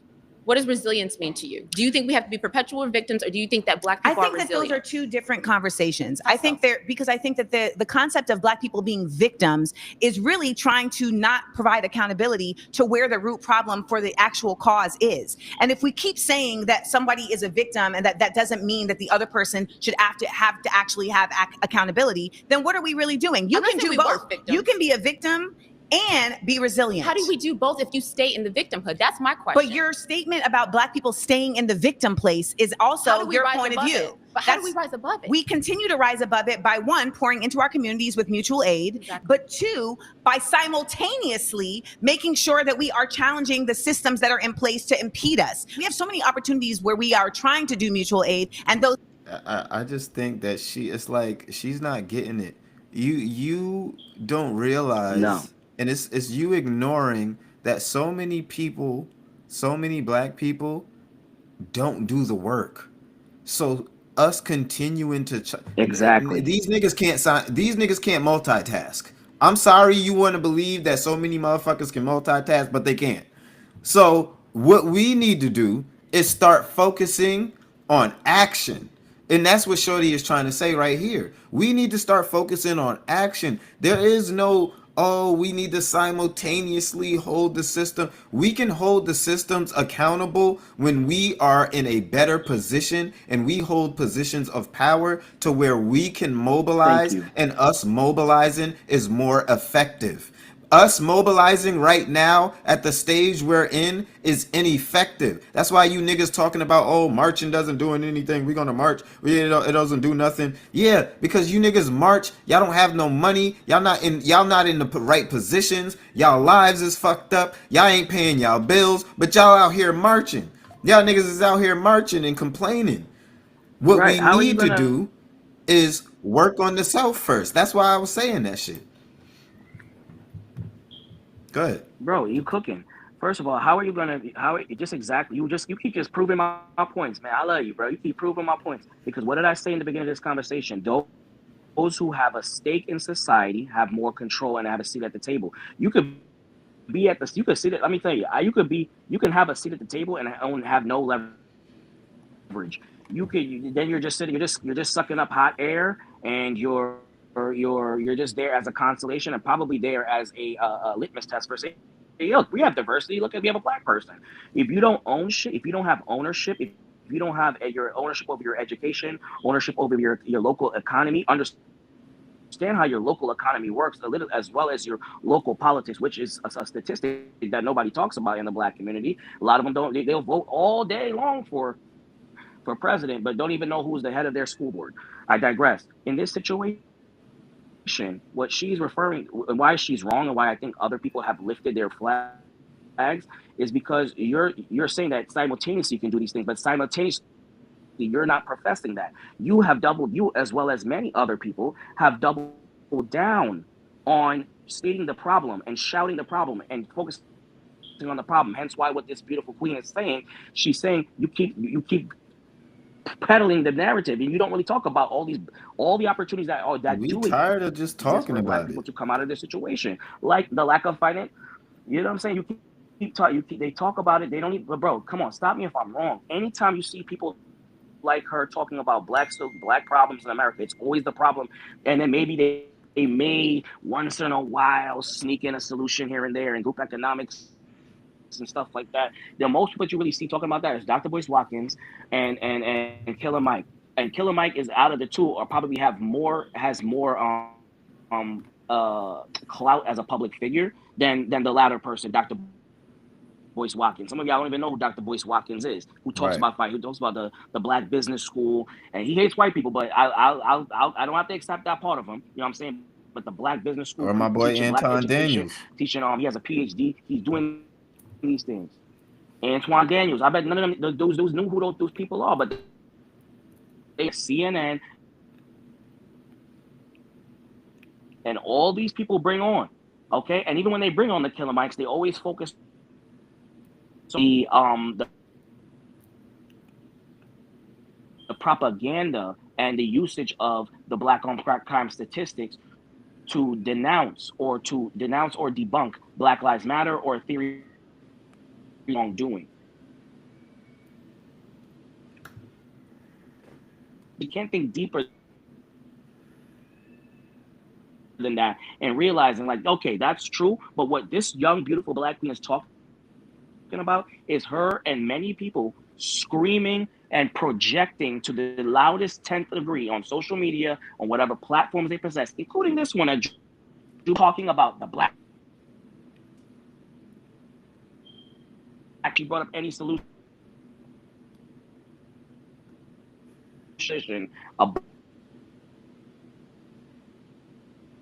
about the problems.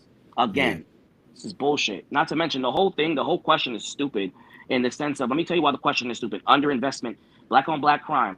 Let's just looking at it, right? Black on black crime is it due to underinvestment and over. If there was okay, so say that she's true. If it were to be investment in black communities like green zones, by the way, Trump did that. Green zones, right? You know, so if millions, it's all of that stuff. They're not doing it because of the kindness of the art. They're doing it for something. It's money. So what am I doing? I'm going to bring police. So those communities are going to naturally be over policed, and you're going to see the black rate of criminal in order to release it because of the crime rate, because of the poverty. But how do you think things get fixed? You think when the money just comes in, officers better money that Right. time. Right. It doesn't make sense. Yeah. I mean, it's I saw something this that. firsthand when I saw the Barclays Center being built in downtown. Like Right. I remember that shit too. Nick Avenue, right? How dangerous Atlantic was. It was a certain part when if you was downtown in Atlantic, fast to the train. That shit changed the whole neighborhood. Eggs and say, yo, we building a stadium, but in order to attract tourists and to attract more money and to more investment into the area, we got to get the crime rate down. So what did they do? They in that investment in those listen, because this stadium in the con. Oh, we lost my boy. We lost Things my get boy. Let's keep it disrupted by folks who want to have capitalist gain, by folks who want privatization. We used to have all these mom and pop businesses in our communities. There's That over used to 3 serve- million black millionaires in America right now. You are an intelligent black woman that is successful. That's irrelevant. No one's stopping me from doing anything. I'm an intelligent black woman that Many graduated and is efforts have successful. tried to stop me from doing what I do. We are not all equal in our capabilities. And we are not all equal in our ability to be invested in by others. I agree with we you. are It's not back to my all question equal of in our resilient. trauma. Are we resilient? We can't say because it is a false equivalency. I believe We that every keep black trying person to- has resilience. We from keep slavery trying, all the way but until we today. keep trying to cause. I'm so sorry. You've been voted out. Yeah, she got voted out of that, but I feel like that was the perfect argument to just compliment what Mills was saying. It's really just unfortunate that so many people can't multitask like Amanda Seals would want y'all to believe, but it's so many people get to complaining and it becomes more complaining than actual action. We've done enough complaining. We know what's going on, and when it's time for us to raise certain arguments or defend certain points, which those times will present itself. It's not all the time though. There's a time and a place for some of these arguments, and I feel like truly some people, they just take it and they run the shit into the ground. Like, you know what I'm saying? They really misuse the cause for something it isn't. And I just gotta I just gotta call bullshit where it's time to call bullshit, because we're only gonna get the most out of our community when, like I said, when we lock in on a personal level, on a single level, just in the shit that you want to do, stick to the things that you say you want to do. Stick to, you know, going about your life in a way that you want to live or to get to the goals that you want to reach. Let it be righteous. And, you know, it'll be that simple to where when you work, even if you want to be a fucking, I don't give a fuck if you want to drive trucks, my nigga. If you want to drive trucks and you want to lock into black people on a personal level and you know, kind of make it so you have either money or resources to contribute to a cause, then, you know, that's what we have to do. That's how we have to go about this thing. But anything other than that, I truly feel like the time for talking and trying to squeeze. Can you hear me, bro? Yeah, yeah. Sorry, I don't know what happened. We got disconnected. I think, when you cooking like I'm cooking, you spitting the knowledge that I got, you're gonna get shut down. But yeah, I agree with everything you're saying, bro. And it's just, I understand the world. For me, I had to become a worldly person. You know, understand what I'm saying? And in order to achieve the level of awareness that, and I'm not even trying to toot like I'm the smartest person, bro. There's people that Mhm. can dog walk me, bro, with the level of knowledge and the level of perception of the world. And what I've realized is that as people, and I'm gonna tell all my black kings, queens, princes, and princesses, don't be in a bubble. Pop your bubble. Learn about other cultures. Learn about Right. other people. And in terms of, like, when she talks about the values of black values, before we get anywhere, we have to establish certain black values in and to this day, nobody knows what black culture is. When you say black American culture, what is it? What is that defined as? What are the relics of black culture that we are going to accept and what we are going to exclude? Right. What are we going how are we approaching one another? How are we talking to one another? Do we have love? Like, Sauce Walker, if you want to talk about music, said the most profound thing. And I don't believe in the last thing that he says, but he was like, and this I'm quoting, he says, niggas care about racism, but niggas are the most racist towards each other. Like, Yeah. you know what I'm saying? And it ties into what this young woman was talking about. We kill each other at a certain rate. Isn't Not that only racist? that, I watched a video from Flacco recently, and he basically really just strung a couple of videos in a narrative together, that was already kind of building. But I never realized how LA niggas, West Coast niggas, sit here and victimize black people more than they do any other race of people. I mean, we're talking about people who claim to be the toughest, this gang culture, this, that, the third, but they not fucking with no white people, for real, and they not fucking with no Mexicans. Let me tell you, They bro. damn sure ain't fucking with no Yeah, but Mexicans. and they not messing with the cartels. The cartels have punked the inner city gangs now. But we're just another to add to your thing, what you're saying too, is that we don't. It's just like this, bro. We have to take accountability, and you can't not take accountability for your own life. Okay, you have to. You could either succumb to the crap that you've been living, or you could take ownership over your own life. Everybody, it's personal responsibility and individual responsibility. You know what I'm saying? And it's all things, and a lot of this is based off of the person. and what you do with this in your environment. How you interact with your environment is a choice. Whether the environment was historically set up for you to fail, how you choose to navigate that environment is your choice. You if you are ignorant and you don't know something, it's your choice that you, in 2025, if you don't know something, you are woefully being ignorant and woefully staying ignorant. If you don't know something, pick it up and read.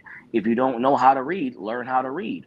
Okay, if you don't know anything about financial literacy, stop listening to only these people that I mentioned, and actually listen to, I don't know, Dr. Boyce Watkins or the gentleman that you met referred to. Yeah. Okay, if you don't know, if you're hungry, what do? You go and get something to eat. So if you feel hungry, if you're hungry for knowledge, if you have that fire, if you have that resilience, then you will go and fight.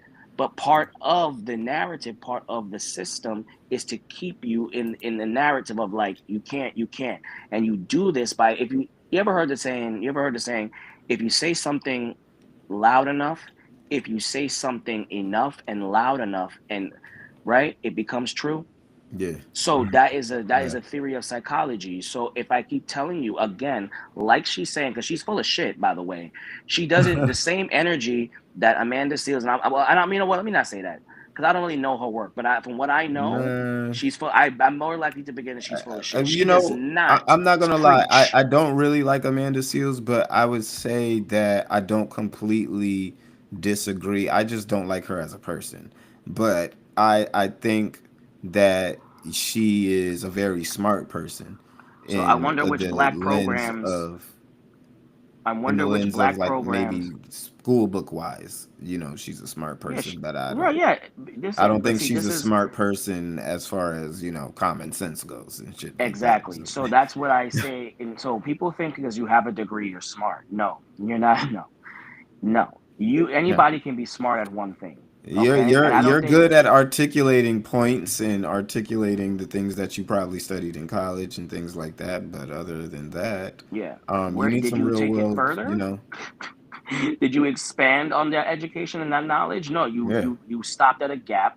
Okay, even if you go to your master's and PhD, you're mastering and PhDing your own thing. Well, I don't look at people who are good in their job or good at one thing as intelligent people. Intelligent people, and it's actually a whole theory of this, are people who are multilingual, bilingual, have multiple modalities and a thought process, can extrapolate data, different types of arguments, and articulate and formulate their own argument, their own being, their own separate. They challenge people. Smart people challenge narratives, and listen to what the opposing challenge is. You don't Yeah. you don't have characteristics of absolutism or absolute or whatever you saying, racist or writing people off. That is not a smart person. That is a very stupid person, in my opinion, and the opinion of many people in academia, many people that are intelligent, that are worldly. Being worldly, okay, you don't even have to fuck having a degree, bro.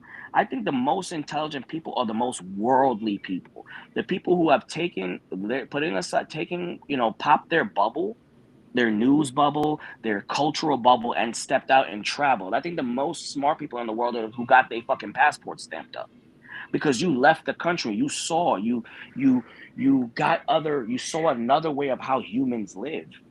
If Mm. you've never been anywhere, you've never owned shit, you've never done shit, I don't want to hear you talk about no money. I don't want to hear you talk about no solutions because you don't even know how other people live. If you don't know how other people live, how can you brainstorm any other solutions? People get other solutions, fresh eyes on things that you talked about, fresh eyes on things by sharing ideas and communicating. You know what I'm Yeah. saying? Yeah. You know what I'm saying? And then when you have gatekeeping culture of saying who's not like us and who's not like us, well, I guess now you'll never know my information. You'll never know anything.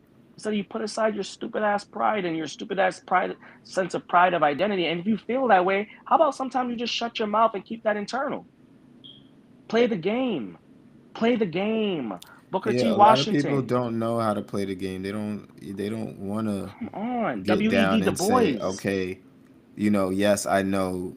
And it's not like I don't think about these things like while I work. I know that I gotta work 10 times harder than the white person. I know I gotta be perfect and I can't fuck up because I can't afford if the person is racist or not. I can't afford that, so I might as well just not fuck up at all. But a lot of you niggas don't go in with that mentality. A lot of you niggas feel like, oh well, I fucked up.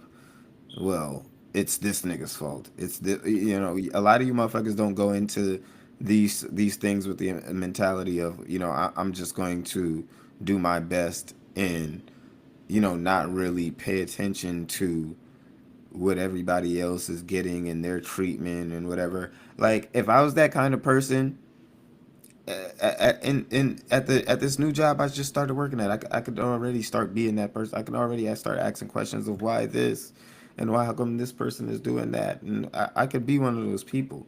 I see there's a lot of those people, but I am the guy who's like, look, I mind my business. All my shit is done. All my work is complete.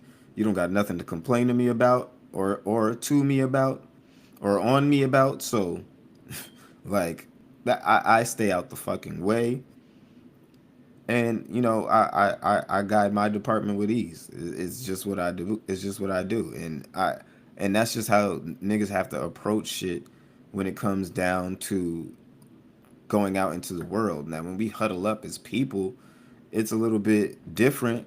We can, like I said, once we've worked out in the world and done what we had to do to get by out there, we can come back together and we can look and see, all right, what do we got? What have we earned? What have we made? Collectively, what are we now? You know what I'm saying? And Right, what power do we have?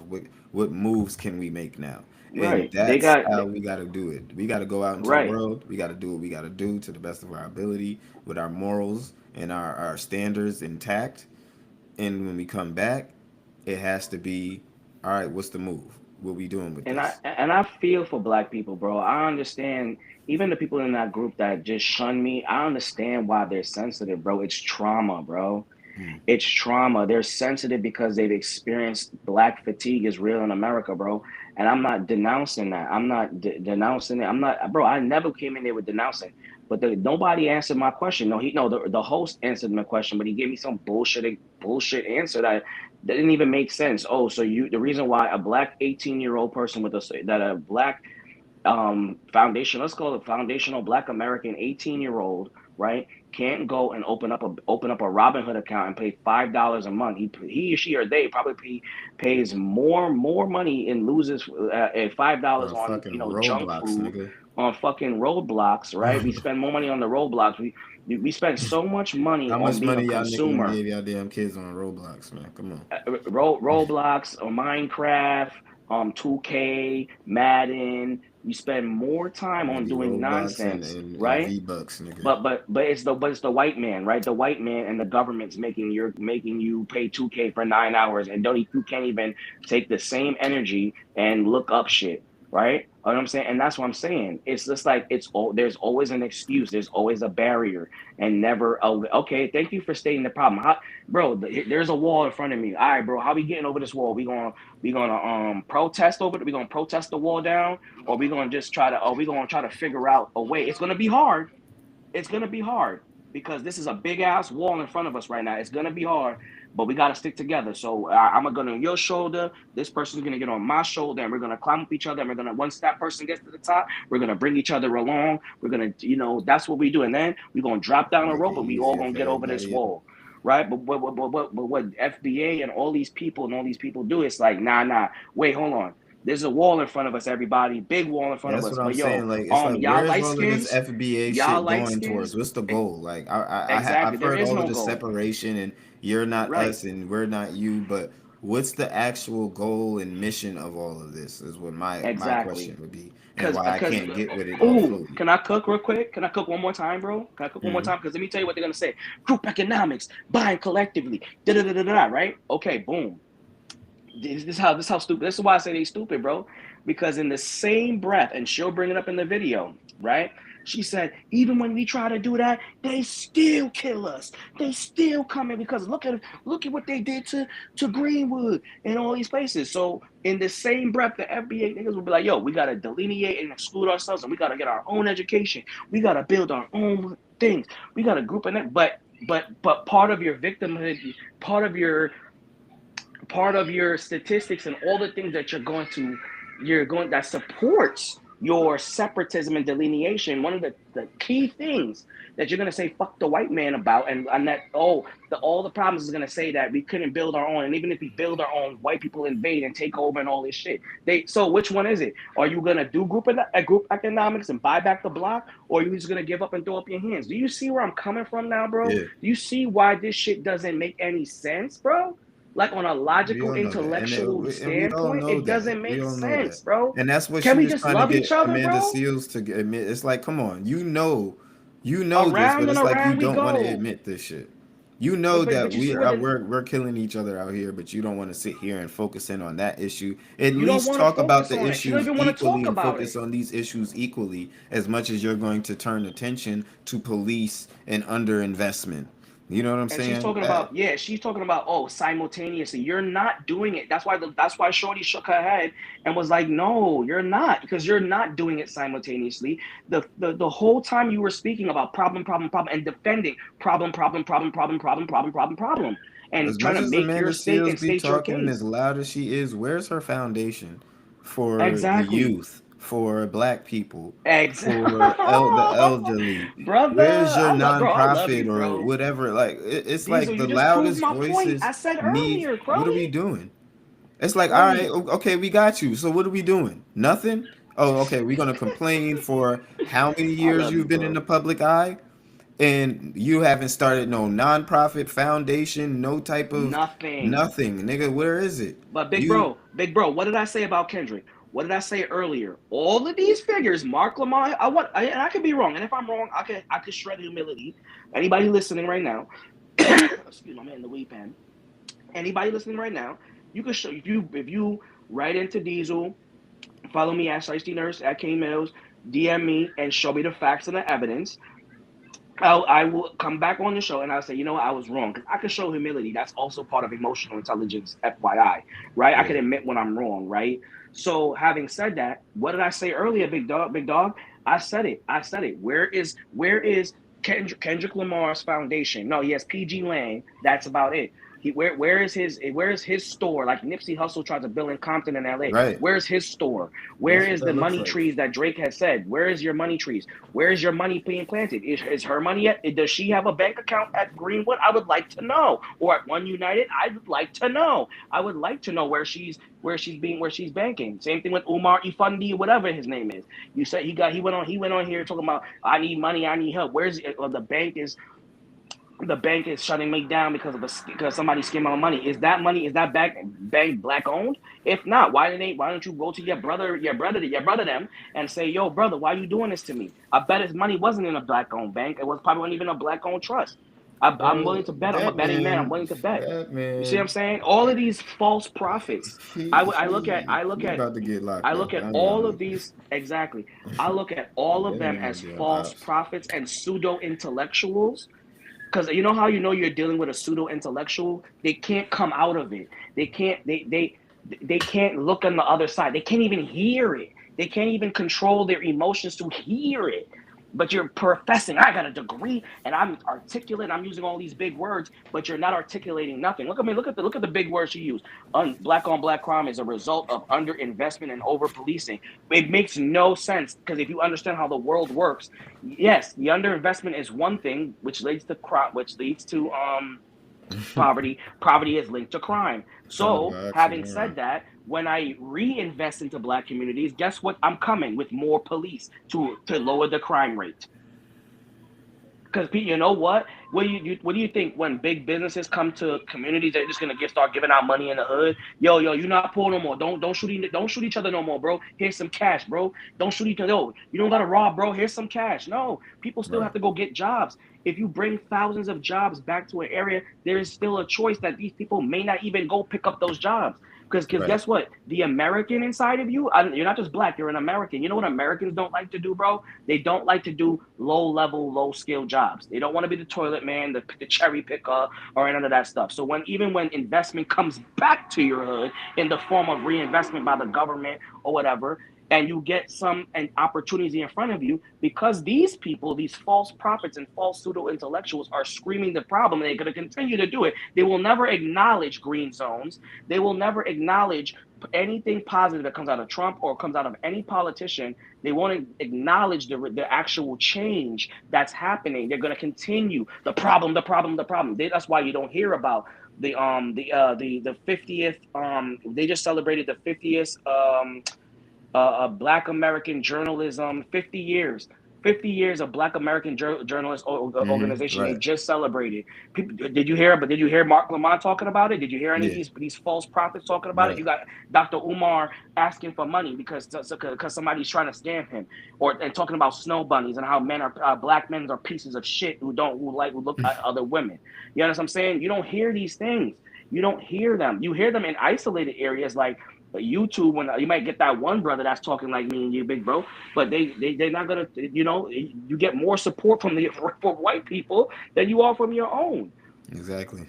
Black people are more at so quick to kill each other, put each other down, write each other off, label each other. Like, we are doing And exactly harm each what other. racism And actually, harm and each harm each other. other and harm each other. We are why? Because we are succumbing to this matrix. Because we don't love each other. We don't. We always have to have some hatred, opportunity. We always have to be at each other's throat. There's And no then when way where we y'all can have do get a civil person discussion. who is black, who is giving, who is willing to give you your, their last or whatever, you niggas use and abuse those people. These fucking FBA, bro. These fucking FBA niggas, because of how they want to say who's light skinned and who's not like us, these extremists in the group, we don't even have a black president at this point. We finally got one Negro with Negro in the White House, and he's, oh, nope, you're not black anymore now. Nope, you're not like us. You're not like us. You're not like us. You're too light. Nope, he's too light, too light, too light.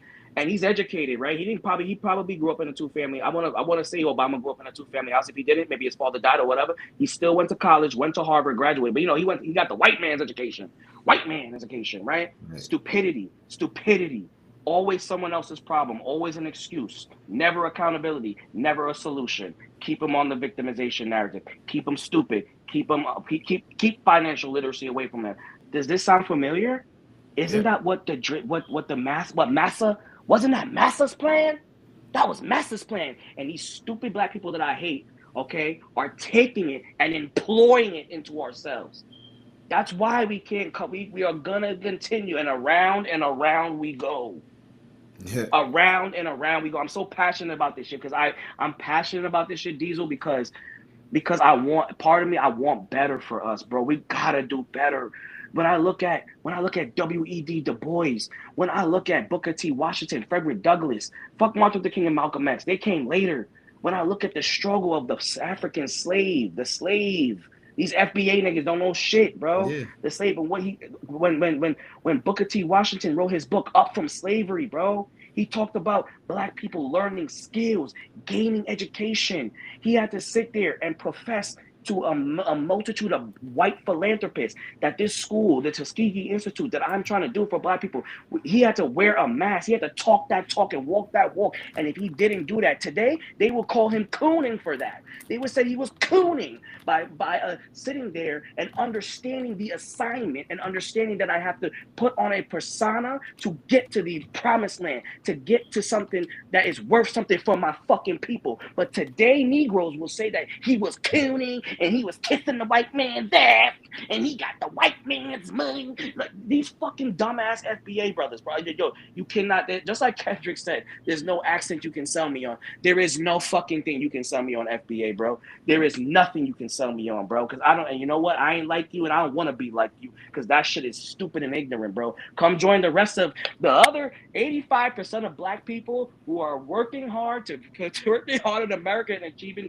feats that would never. We have a black fucking vice president. Whether you think about her or not, she was black and she was in the fucking Right. White House, bro. And she made it Like, up come there. the fuck on, That bro. shit is in the history Come the books. fuck on, bro.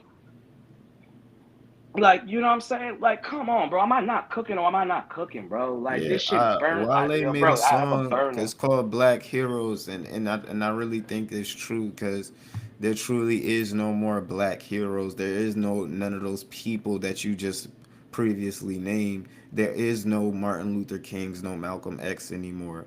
You know what I'm saying? There's nobody who's willing to stand on business that way. The Because we closest succumb you to the have is matrix. a Killer Mike. The closest you have is people like that, who, you're rare to find anyone who is allowed to even rise to that level. And to that point, I don't think that, it becomes a racist kind of thing when certain people, certain black people start obtaining a certain amount of power, and they're not exactly in, a get along, go along with the system kind of guy, like I like a Oprah or a Tyler Perry, or somebody who's gonna say, oh, I got these billions, but I got these billions by playing the game, by saying, Right, exactly. okay, but Bro, you you, cooking. on the other end, you have some people who are not necessarily, which I resonate with those people too, who are like, nigga, I don't want to sit here and kiss up to these motherfuckers and kiss everybody's ass. I want to build my own shit, and I'm gonna make it with my own, but I expect people like you to this, that, the third, and look out, and I want to employ black people. I want to work with black people. I understand that. I understand those people too, but No, it I has to understand them too, be bro. to a reasonable, amount, and it has Reasonable to and make sense. realistic, It bro. can't be like a Dr. Umar where you're basically saying, I'm going to make a school and telling the world I'm going to make a school for only black boys, which is basically illegal if I'm not mistaken. Exactly. But and It's illegal. It's you're, illegal because of the civil rights movement that black people actually fought. So what he wants to do is reverse that. yeah, which is kind of crazy. And you're It's isolating kind of a whole stupid, but he bunch got of, six PhDs. yeah, you're alienating a whole bunch of people who might be of a different skin tone or race or whatever, who might want to help you or might want to, donate or do whatever they can to, when it comes down to you, like, oh, I'm only going to work with these black people and I'm only going to work with that black people. Sometimes you just got to get the fucking work done. You got to get the fucking work done. And that's where, even on that aspect of the people who say, oh, I only invest in black people, I only spend with black business, and there was some uproar about that a couple of months ago as well. But like I said, when we're out in the world in these corporate spaces and we're out dealing business, we got to say, look, we need the best job done. We and I think he got caught up in the whole, yeah, I'm trying to work with black people and only put money in black people's hands and get it done for the cheap so I can, no, and that's what he's doing and why he's caught up where he's caught up now. He wasn't mentally ready to receive all that money and do the right thing with it, and the people that he was working with weren't the best people. On top of that, he was probably paying some people, somebody, auntie or uncle down the street somewhere around the corner, who can get the job done for Yeah, because he just don't want to just talk this to a amount of white money, contractor. and you don't Right. want to get it properly So done. right. So what you're referencing is something that I've always said too, and this is why I think he's a false prophet, because in many people have debunked a lot of shit about Dr. Umar and basically mopped the floor with his entire being, and I could put you onto those later.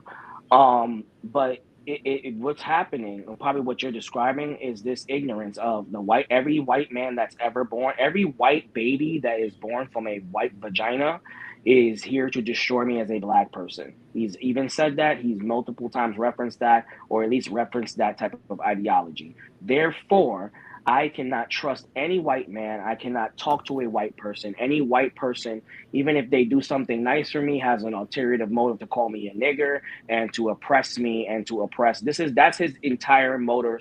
They essentially that's the essence of his modus operandi. Hence why he's flopped. Because the term that you used was I not realism. You used something else. It's something in R, but I said realistic, right?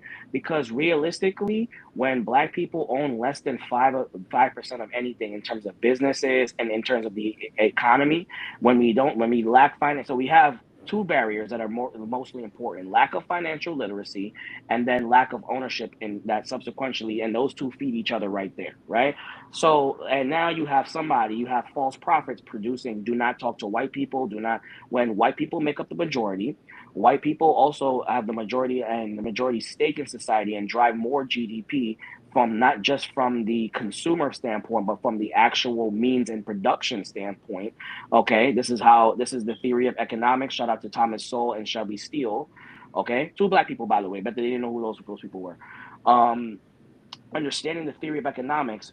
So if I want to do something, and this is what Booker T. Washington also understood, he understood the assignment, but people will disagree with his route of solution. Everything I'm saying come full circle, bro. Honestly, I ain't gonna hold you. I'm Yeah. making connections all over, like all over. If I could pattern all the connections that I've said in this cast, they all link together, right? So again, understanding the assignment, right? He understood that, yes, I hate these crackers too. In his head, I'm speaking as if I was Booker T. Wash. I hate these motherfucking crackers too. But black people poor in America, I ain't got the money to start this damn school for myself. And I need to get these crackers money so I can freaking get this school so that I can liberate black people and make us more working with hard trades and skills and know what we know to do. Agriculture, because we know how to do that agriculture. They whooped us and put us and make that cotton. We know about that agriculture. We're gonna take them same skills and build an entire diaspora for our own selves. But right now, I gotta go put on this mask right now and tell these white people that it's gonna be a separate school. There'll be no integration, and we just need a little bit of money. This is the story of the Tuskegee Institute. Okay, okay. He realized something, that the odds are stacked against you, and sometimes you have to use unique solution, alternative means. Mm-hmm. Okay, tell me I'm not spitting, man. Yeah. Alternative means, but as long as you understand the goal that's inside. I'm not telling you got to sell your soul. He didn't sell his soul. He did a presentation for 1 hour of his entire life and gave us hundreds of years of a Tuskegee Institute. That was a sacrifice that he made. Minor sacrifices for bigger returns. Scared money don't make no money. Risk. He risked everything that he ever knew, that he ever stood on, right? His beliefs, the kissing. He hated the white man. He was enslaved by the white man.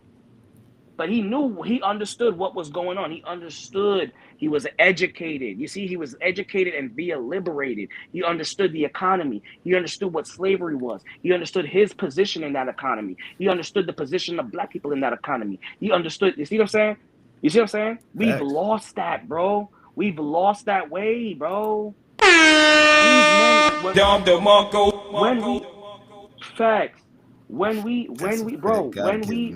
I look, that's why I'm so angry, bro, because we sound so stupid these days, bro. Facts. Like James Baldwin was a man of high elegance and class, bro. You got niggas freaking acting up on a freaking carnival boat. That carnival got to raise their prices, bro. Yeah. These were men of elegance, of excellence, black excellence. Some of these words, some of the stuff that when I read from them, bro, I had to get a dictionary. Like, what word they just use? Highly educated individuals, bro. Highly. Now you got Negroes talking about, I can't and why come and this man and that man. Where did that even spawn from, big dog? That narrative, let's talk about this simultaneously. No, fuck simultaneously. Let's talk about the real shit. Let's address the real facts, the real shit, really, bro. And who cares about redlining? That shit, bro. A lot of people would rather think they have to re-educate you on the shit that they've been peddling for decades and almost 100 years. If you knew better, you wouldn't say that. I know it, bro. Do I sound like I'm misinformed on the black issues? Do I this whole time? Apparently. Do I sound like I'm missing something? That I'm missing a talking point? No, I did not push back on any of that shit because it is real and it is factual. Do it sound like I'm on the sunken place? No, motherfucker. I know the game. I'm just playing it differently. But we're not at a stage anymore where these things are impossible. Certain things are impossible to overcome. We've made it quite clear. The key to freedom is financials, bro. We made it quite clear that to liberating black Obama played the game, and he played his own type of game. He played the game. He had to do his dance to become the first black president. He had to do the dance. Yeah. He had to do the dance. Trump is doing the dance. And when I say doing the dance, that means Geppetto, Yeah. who's really pulling the strings. Every president Yeah. has strings. Yep. They're all puppets. All politicians are puppets. I've actually worked in politics. I got these motherfuckers talking to me like they don't like they know me. I've worked in politics. I know what it was like to sit there and interview Governor Hochul for the New York for the New York State Nurses Association Union for their endorsement. I ran a strike. I ran a strike campaign. They don't know shit about me, bro. They don't know shit about me, calling me a troll and all this shit. This is shit that pisses me off, and it hurts more when my own is doing it, bro. Mm-hmm. It hurts, to be honest, bro. I would you know what would hurt more? Losing a fight, getting robbed by a black person, rather than getting knocked out by a white boy. Because that shit hurts me more because it's my own, bro. Mm-hmm. It's Yeah. That shit hurts me more, bro. Because Yeah. I know this ain't the only. You don't gotta be doing this shit. I worked hard.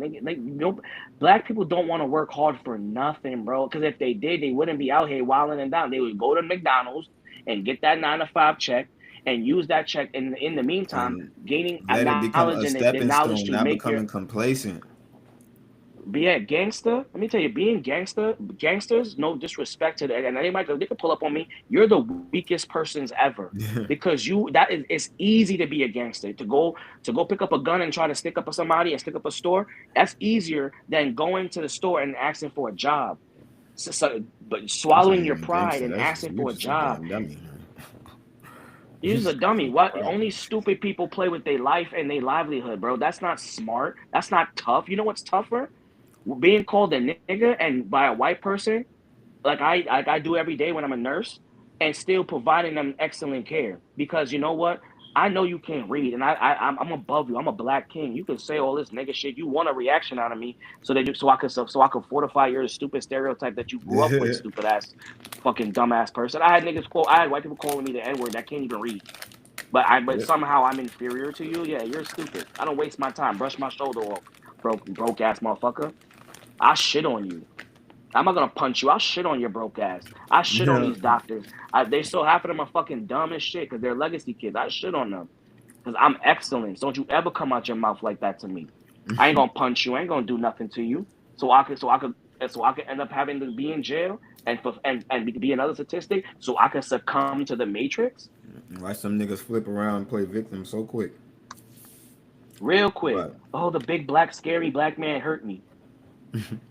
that's what they want, I man. can go all day for this shit, bro. I ain't gonna Facts. hold you, bro. I But can go all day. yeah, But but I I ain't ain't even gonna. gonna hold you. I I ain't mean to dominate the appreciate. whole show, but No, no, no. You straight. This is what this shit was for because I already know you had to get your shit off. And quite frankly, I like coming in my own space, even though the spaces be cool. I like coming in my own space, and we can just talk to our hearts content. But I do have to go ahead, pick up this food. I appreciate you stepping yeah, I into the gotta cook space. dinner.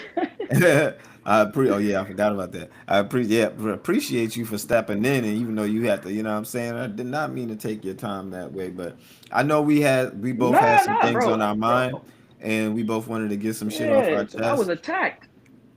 Yeah, so I Like had to when I'm let you. attacked, when I'm attacked in the liberal white space, I don't care because they ain't my people. But when Hmm. I get attacked, I said it hurts you even more when it's your own, and they're just so Right. they're not. And when I say stupid, bro, it's not that I think that they're low IQ. That's not what I'm referring to. I'm Right. referring to their emotional intelligence Yeah, is low it's IQ, or ignorance. It's they're just ignorance. they do stupid behaviors. Their behavior is stupid, Yeah, not them are it's stupid, pure or ignorance. like their level of intelligence. Like you being super sensitive to something, me saying, what's stopping a black person from opening up a Robinhood account and paying $5 a month and learning financial literacy when the app teaches you financial literacy, Hmm. breaks down on what a stock is, breaks down what a bond is, and Robin breaks down Hood, every little thing before Albert, you. Yeah, Public. Albert, what's stopping that? If the YNs can stream when they're it was stream, this is another argument. But what about the barriers to when you look up the barriers to internet connection in the black community? They don't have access. That's cap. I don't want to hear it. All these YNs be out and about stealing somebody's car, streaming live on Instagram that they stealing. If you can do that, you can have connection to you have connection 5G everywhere. So if you got a Verizon phone and you got 5G, you have access to the internet. It is no excuse. You stop it. Stop it. Yeah. Stop Everybody it. just Don't tell gotta me get about to access it. to internet. If you have a fucking phone that is connected to the internet, you got 5G, then you have connection to the internet. Stop the capping and stop the bullshit. Like, Everybody just gotta always, want to every get to it. excuse. That's why I said individually, you gotta want to get to it. You gotta want to be, the best version of yourself. And I hate when people say that because they ran that shit into the ground. But on a real aspect, not just over here talking about feeling good. Being the best version of yourself needs to include you going out and putting your best foot forward and thinking about yourself and your future every single day so that you are achieving more every day. So that's all I want to leave you guys with, because I want niggas to think about what we were really talking about here, and I want, like I said, I want to have more discussions like this.